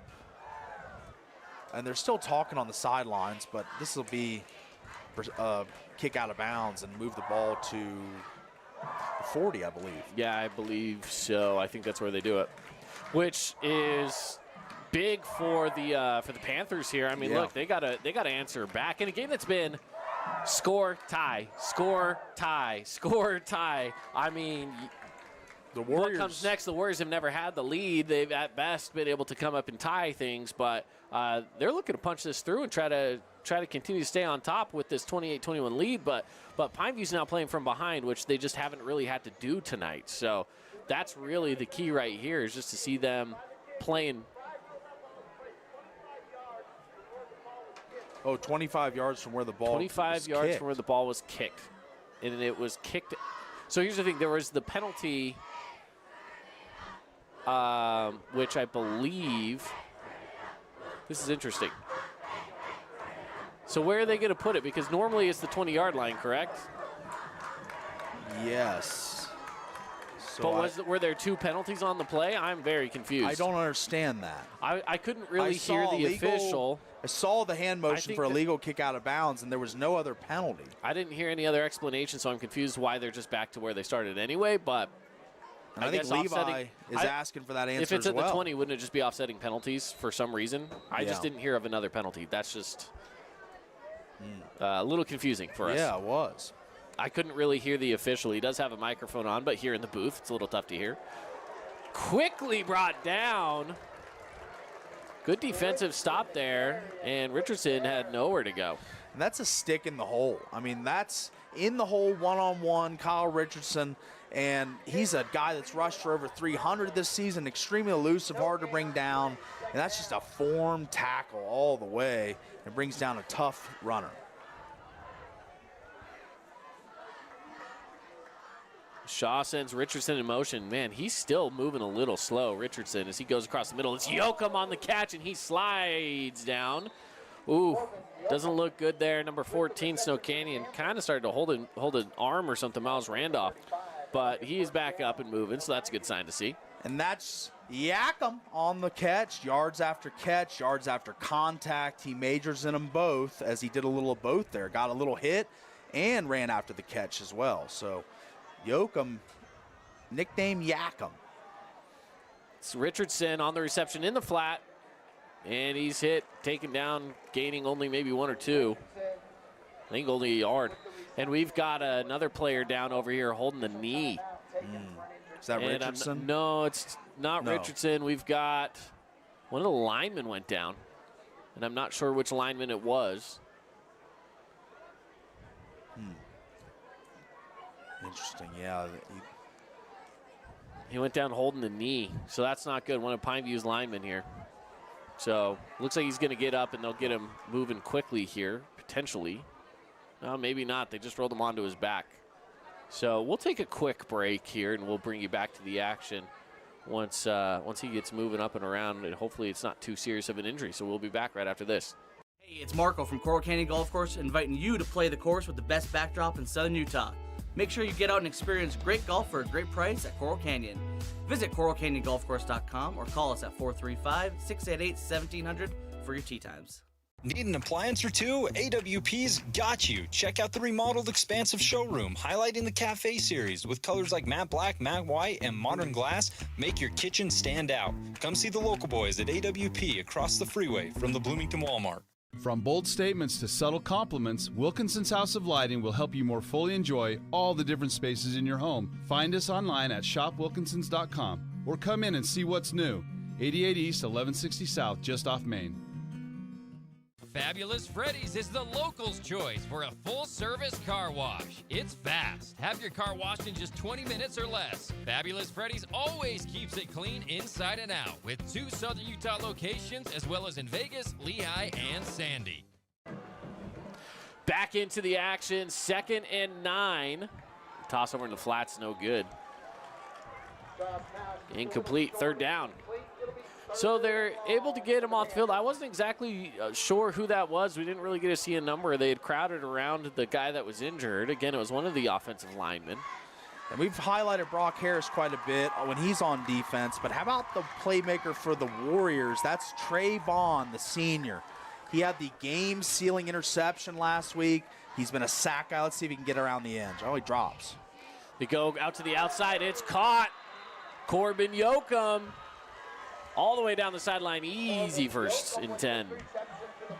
I think if you're the Panthers, you allow them to run on you, but you drop everybody and try and keep everyone in front of you. And Yoakum just gets behind Lounsbury there. Yoakum's got deceptive speed for a big guy, and he moves really, really well and gets ahead out there. It's Garrett Gwilliam on the carry, and he takes it to the far sideline, picks up 3.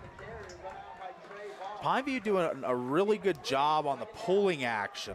As, they get the big offensive lineman out front. I don't know if it really worked on this play. Well, let's take a second look.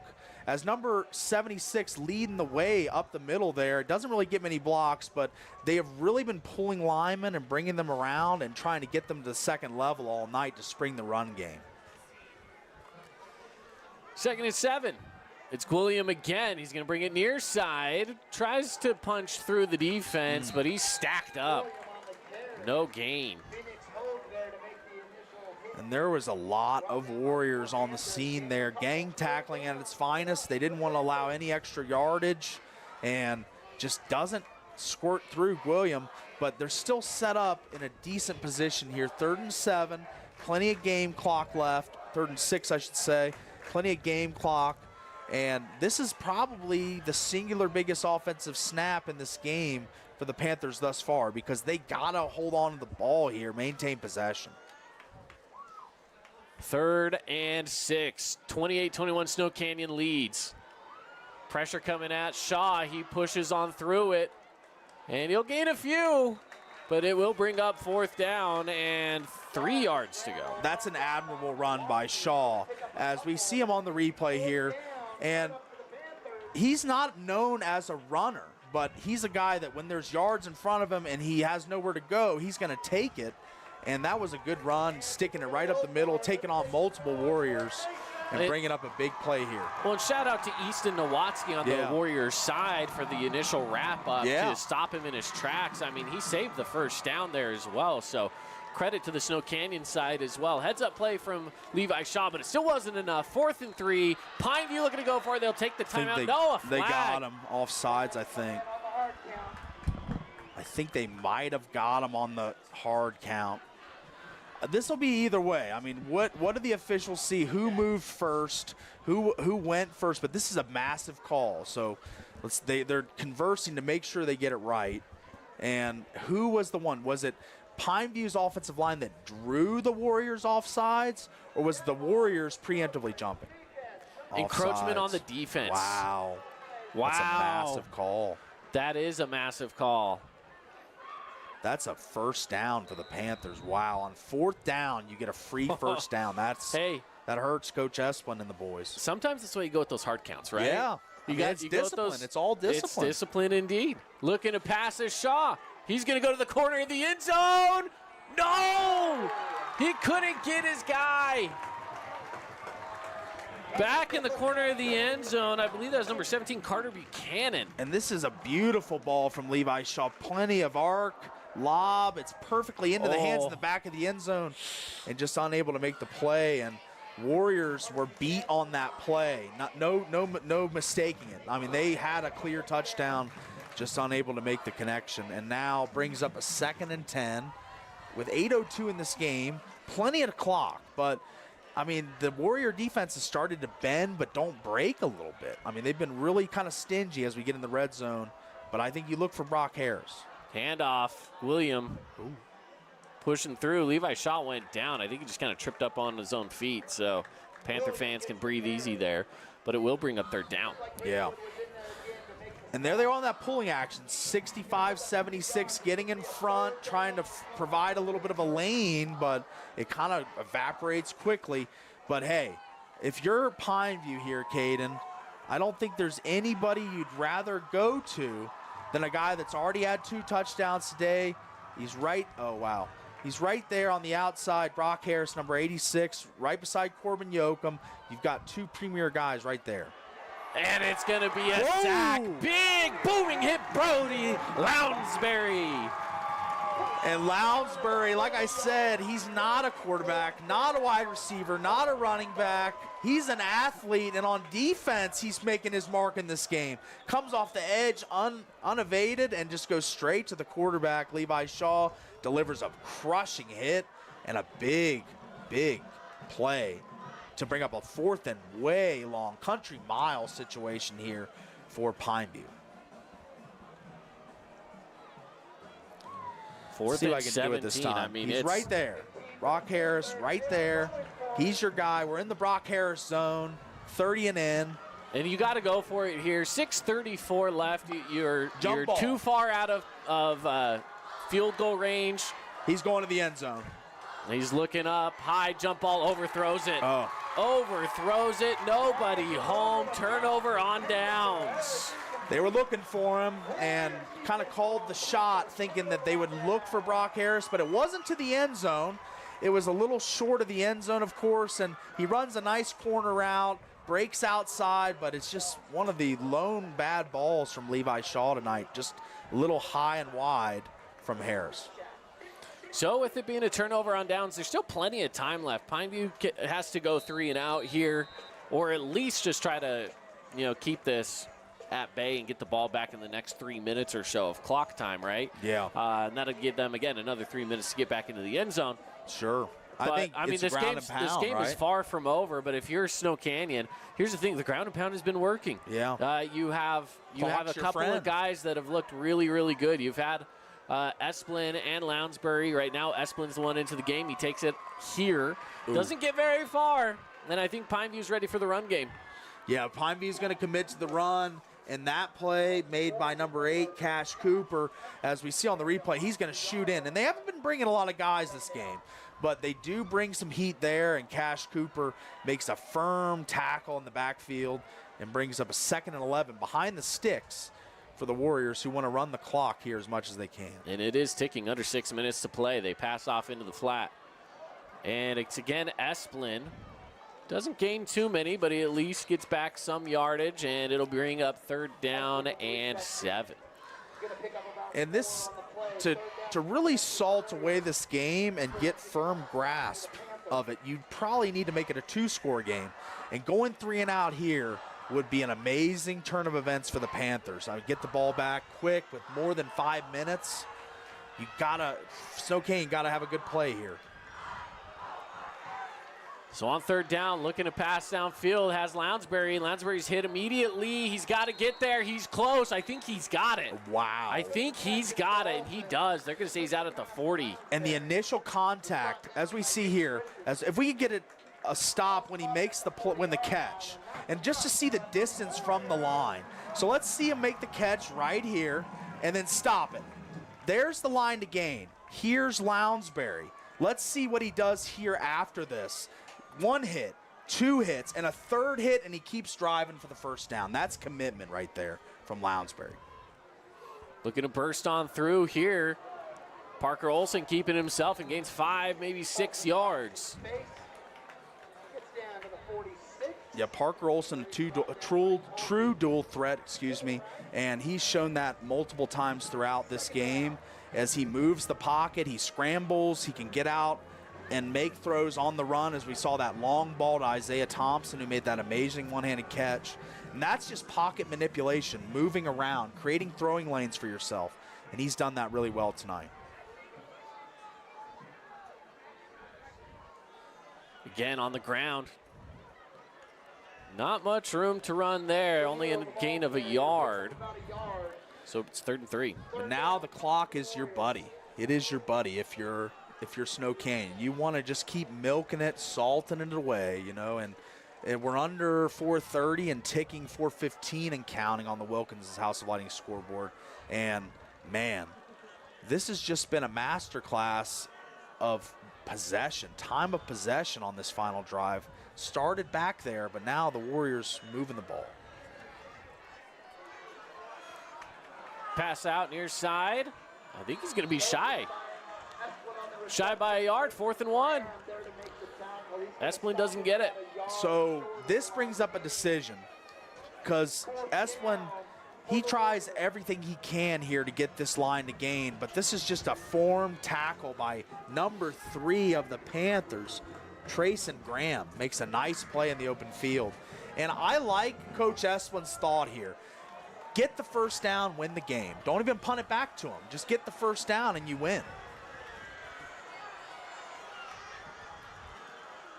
4th and 1 on the keeper. Push it through. I don't think he's got it. I don't think so. This one near official says he's got it. We'll check out the replay here soon enough. He might have it. Oh, man. Let's check it out one more time. It's close. That was generous. I really don't think he got that, kid. I think that was generous. Yeah. I think he's about a half yard shy. What a play by Pineview's defense. And they give it to him. They'll move the chains regardless. Yeah, not rewarded, but I think they did. Let's see it again here. Yeah, I think he is short of that line to gain. But 1st down nonetheless, and now, like I'm talking about, that's the 1st down you need. Now you can just burn another 2 minutes.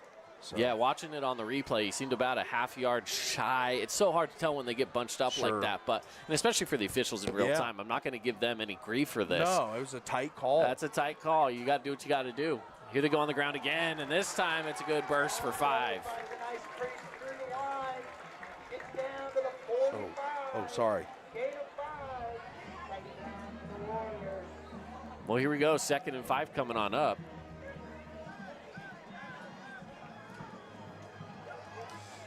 Good run through again. I mean, the Warriors right now have taken a lot of time off. We are now, from when the Warriors got the ball, they have taken off 4 minutes of time from the Panthers. So Panthers are really, really running out of time if they want a chance here. Yeah, just not a ton of time here. They gotta make a stop in a hurry here. Here we go again. This time it's at Lounsbury again. He somehow, on a second effort, goes through for 4 yards. It'll be 3rd and 1. Check it out here on this replay. I mean, this was phenomenal as Lounsbury takes the handoff. He gets tripped up there, almost down, and then just shoots himself forward for another 2 yards. Could have been a gain of 2, goes for a gain of 4. Yeah, and that's just the effort. You know, the Warriors have won in the effort department in this later stage. They were very evenly matched in the first half. I thought it could have, both teams making big plays, flying around, but the fatigue starting to set in for the Pineview defenses. This running game has just been grinding on you all day long, whether it be Lounsbury or Esplin or, whether it be Parker Olson himself. Like, so many different ball carriers have impacted this game. And they're going to their bread and butter here. Just 3 yards, cloud of dust, keep the ball moving, time of possession. And it's been a nice effort here from the Snow Canyon Warrior teams. One of the surprise teams in the region. We kind of talked about that pregame. This is a team that we had last in our media poll. I mean, This was a team that we thought may be a year away or so. But this has been a really spunky group. And they've shown tonight they can compete with even the best of offenses. 3rd and 1. And it's Lounsbury, easy first down. Still on his feet. And he's got some help from his offensive lineman, pushing him forward. Lounsbury, he picks up 15 yards. And let's let him bust through the second level and then stop it here, because let's let him get through and then stop right here. 1, 2, 3. I think 4, 5, we're pursuing him. And let's let this play finish out. 1, 2, 3 tackles, 4, 5, I think brings him down eventually. Takes time. It takes some time with a player this hard-nosed and gritty running the football in Brody Lounsbury. So I love what I've seen from him tonight. He showed his wheels last year as a quarterback. We saw him running outside the pocket, trying to create plays as a gunslinger last year. But I think Coach Esplin's found the right role for this kid. I mean, he looks like he is a great running back, great receiver, a weapon for this Warrior offense, and he's been great tonight. Oh, he's been so much fun. Candidate for a lot of our awards, honestly, I feel like. At this point, and I was thinking about this as well, I think he's a shoo-in for our Findlay Subaru Player of the Game. I mean, to me, that's not even a question. He's been so phenomenal.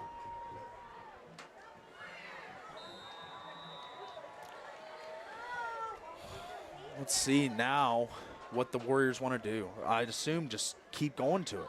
Yeah, they'll go with it again, but this time it's Esplin. He'll run it to the outside, runs out of bounds, and he looks a little frustrated. They don't want to stop the clock. I get it. Yeah. But you know what? Forward progression, forward yardage, you got to be happy with that, and I know that Coach Esplin's going to be happy with that. And honestly, a great run. It's going to bring up 2nd and 3.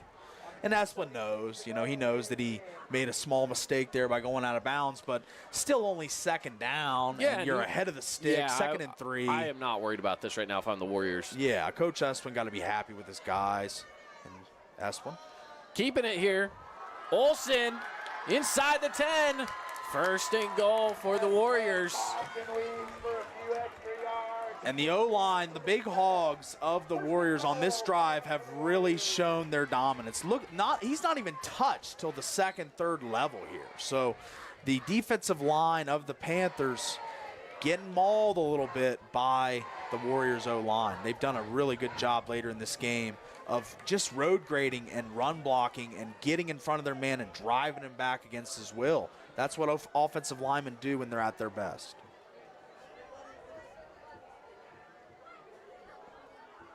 First and goal. Under a minute. If you thought your screen was frozen, it wasn't. They were just taking their time inside to the 1-yard line.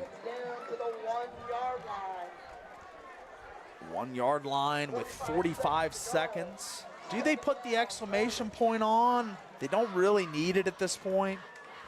I'm not sure if they just let the clock run. I mean, they have to run one more play. Yeah. Punch it in. Go up 2 scores. Yeah. It's homecoming. It's homecoming. You know what I mean? Send the people out. Yes, with a big, go with out a big on a play. high, yeah. man. You're right. They have done well with the homecoming festivities here, as they always have. I don't know how many homecomings I've been to at Snow Canyon now, but it's always one of my favorites. They got the lights. They're going to push through. They're actually going to get stuffed up. They went for it. Maybe they won't. Keep driving. They're in. Touchdown, Warriors. And that's the line. Just when I thought it was over. The line gets behind their friends and starts. He gets a little help from his friends here, as we'll see on the replay. And let's stop it right here. He stopped dead to rights. There's 4, count them. 1, 2, 3, 4 Panthers. 5. There's a sneaky 5 one in there. In the film and on the ground. 2, 6 really in the frame. And let's play it. Wow. I mean, just the push. I mean, they're outnumbered, and they still push him in. It's quarterback Parker Olson on the push. Yeah. It's your QB that's getting in there and pushing him along. I love that. Great shot. Amazing. Great replay there from our producer, Tara, doing a good job all night long, getting me my replays. That was a replay we needed to emphasize because that has been the break tackle ability of these Warriors. They don't go down at first hit. No, not at all. And they go up 2 scores with only 5 seconds left. Call it. Game. I mean, this has been a phenomenal drive from Snow Canyon. Yeah, I mean, that was winning time. That was sealing the game. That was putting your exclamation point on this game. And what better exclamation point than your quarterback pushing from behind a pile? That just shows that these guys are all in. They're all about their 1/11th of the team. But when it's time for all 11 to come together, that's what they do. And man, what a prolific night from the run game, from Parker Olson as a passer. We saw that amazing one-handed catch, how I don't know how that's not the Jimmy John's highlight of the week. I mean, we've got so many big plays in this game. They'll boom it deep. And with 5.4, not much they can do here.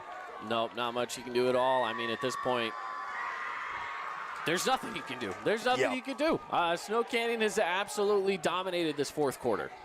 Really, the second half. Yeah. I mean, it's been been the a second really half has been phenomenal. I mean, it has been nothing but the Warriors. I think the Pineview scored no points in the second half. They haven't. Yeah. No points. So the Warrior defense, just the masterclass to defend all the weapons of the Panthers. I mean, we all know the list of Colt Falanico, Kyle Richardson, Brock Harris, Corbin Yoakum, Max Yoakum, so many guys, but they were defended tonight. They do take a shot deep, and I mean, that is, Harris bringing it in, but it's, hey, great catch, but it's not going to do anything for you here. Snow Canyon gets the win, 35-21 in their homecoming matchup against the Panthers. And man, what a final. Again, what a good second half here. It was 21-14 at halftime. Yeah. In favor of Pineview. So since then, obviously you look at Snow Canyon, and it's been nothing but them offensively over and over and over again. Back at when they were able to tie it up at 21 apiece, look back at that, and it was Olsen keeping it for a quick short run, and they're able to go up there. Then you had that Isaiah Thompson, our AWP playmaker play of the game, not even a question. Undisputed. That they go up 28-21. Yeah. They stop on a 4th down mishap from Pineview, and then they march it all the way down, running off 6 minutes from the clock on the march. Yeah. And they cap it off with a touchdown where they're shoving a guy into the end zone. I mean, the second half has been phenomenal from Snow Canyon. It was. They brought some gusto in the second half, and really a two-sided, three-sided, 3 phases of football, all really good. Special teams, all the kick coverage was great. They had some great returns as well. Defense was nails in the second half, and offensively, you go from 14 to 35 in a half. So that's some great production as we see the Warriors coming back to their sideline on homecoming night. Going to get with the fans, get all fired up, and awesome to see. Yeah, absolutely. So again, final score 35-21. Unbelievable. What a football game this was. It's been a great game all the way through. I mean, yeah, it's disappointing for the Panthers here in the second half. The defense couldn't get it done. They're definitely going to look back at this game and say, man, we left a lot out on the field in that second half. And I think the Warriors did the exact opposite. I think they left it all out on the field in the best possible way in the second half, and they gave it their all and really just played a good, solid, smart game all the way through. And especially in that second half of play, what a phenomenal run it was as the team's coming off the field, cheerleaders in tow. And, the team getting ready to they face off here against the student body. Yeah. It's at the bottom of your screen. Can't see it right now, but, the team gives a little thank you to the crowd, which is always cool to see. Yeah, this is cool when the team recognizes that they got a lot of energy from this crowd tonight, and they're paying them back with a little bit of little fight song, I'd assume here, or a little fire. They give it a little cheer. Yeah. Asplin is leading the way. There we go. There's a good shot at it. Yeah, look at our camera girl, Andy. Get that good shot, that hype scene from the Warriors as big win on homecoming. Can't feel better for these Warriors and Coach Esplin. Not at all. I mean, I feel like this is exactly what this team needed right now. They had a big win against Desert Hills, another win here. And remember, this is one of those games where whoever won this was going to be potentially top of the region. Of course, Crimson Cliffs is on the other side of the county right now, blowing out Desert Hills. So you do have Crimson Cliffs to worry about now, but it's Crimson Cliffs and Snow Canyon tied for first right now in region play. That's right. That's the two-dog race right now for the region title, and they're still yet to meet this season, so it'll be a really big game when that happens. But yeah, Coach Esplin, the Warriors kind of took down that underdog role. They were kind of doubted a little bit going into this season. A lot of quarterback uncertainty, roster uncertainty, a lot of guys filling new roles, a lot of graduates. But, man, have they impressed us with what they showed tonight. This was a really complete three-phase game from Snow Canyon. So talking about awards here for just a moment, some of the awards that we wanted to get to, first off, was the Appliance Wholesalers Plus Playmaker Play of the game. Is that Isaiah Thompson touchdown. Tara, if you can get that queued up for us here in just a little bit. But this touchdown changed the game because it helped push Snow Canyon on top. And that's exactly what they needed, right? Was just let's worry about getting ahead, getting in front. And they were able to do that with this play. Let's check it out here on our Holbrook Asphalt replay. Again, this is the AWP Playmaker Play of the game. Going back Olsen. A 40-yard touchdown run as he's scrambling around. Look and at he that just throw. Launches it deep. Man. One-handed catch. Isaiah Thompson. Star is born. There you go. What a play. I mean, arguably one of the best plays I've seen all year. Yeah, like I say, a star is born for Parker Olsen. I mean, this guy, he showed me more in this game than a lot of quarterbacks that I've covered in this state and in this region for now 9 years. I've been doing Region 9 football, and I had not seen a play like that. Quarterback-receiver combo, both just thrilling, spectacular plays. Absolutely. Just insane. Well, we also have Brody Lounsbury, our Findlay Subaru star of the game, and that's not a question to me. I mean, on the receiving and on the rushing side, he was getting it done in both facets of the game. He was. And, he might not be the guy that was getting the touchdowns, but he was the guy doing the work. He was. Between the 20s, he was that lunch pail guy that goes hard to work, takes all the hits, and then some other guy scores the glamorous touchdown. But, it was the run game and Lounsbury tonight. Yeah, absolutely. We have one of the plays here as well. This is, again, on the Snow Canyon side, Brody Lounsbury, where he's just able to burst through, finding his way, leaping, and getting hit. And he just continues to stay on his feet, and he just keeps on moving. He got some offensive help pushing him along. Wouldn't be denied, he said. I mean, it's just, this is the kind of athlete that he is. I mean, from leaping over the line even in the first to realize, hey, there's guys on the ground. I got to get through here. He jumps on over that. Takes a hit, keeps on going. I mean, that play to me describes who this kid is. Yeah. He's a fighter. He's a fighter. Played a little quarterback for him last year, like I mentioned, but he wants to play, and he's going to try and help this team any way he can, whether it's quarterback, running back, linebacker, receiver. Lounsbury's the ultimate team guy. Absolutely. Absolutely. For our Jersey Mike's sub of the game, we don't really have any big substitutions. I would say William for a little bit. Garrett William came in for Pineview, and I do think we ought to give him some room to shine, because he is the kind of person where, yes, they're going to rely heavily on Richardson, but they know that they have a backup there that can help them get some yardage. And he did. He put him in a scoring position a few times there in the first half. Yeah. He was used mostly in the first half, and that was Pineview's better half. He's a different body type than Richardson, a different running back, but he provided some really valuable reps for this team tonight whenever Richardson was on the shelf with the injury. But he did return, but I thought William played really well in his absence. Absolutely. Well, let's take a quick short break. When we return, we're going to wrap things up from here, and we're going to give you an update of all of the teams from across Region 9. So stick around. Just a quick minute break. We'll be back right after this.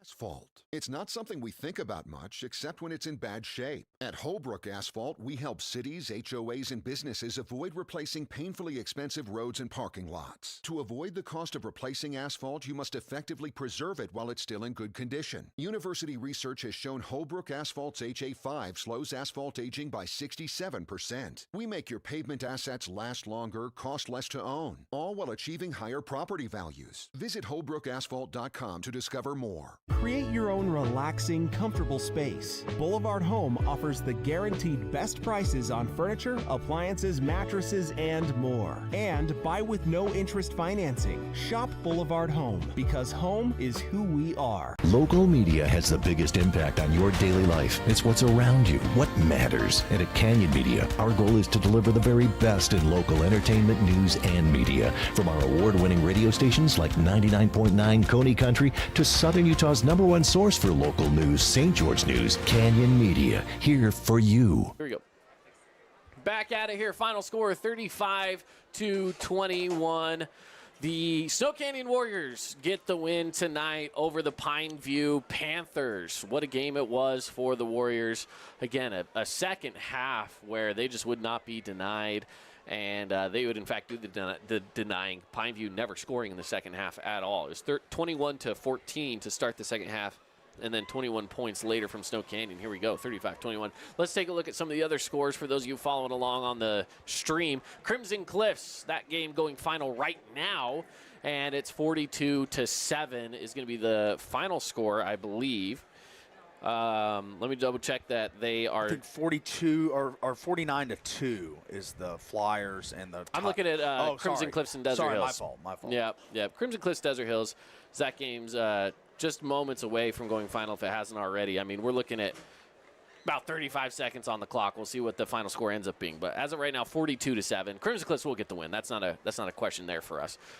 So they will remain on top of the region alongside Snow Canyon. Snow Canyon and Crimson Cliffs both with the same record in region and as a whole across the season. So that won't play into RPI, but it will play into at least overall records, which is something to keep track of. And then also across town, we have Hurricane and Dixie. That one does go final 49-2. The Tigers, huge win here. Big bounce back win after that loss to Crimson Cliffs. Yeah, that's what I meant the Dixie game with Hurricane. I mean, that was a margin, 49-2.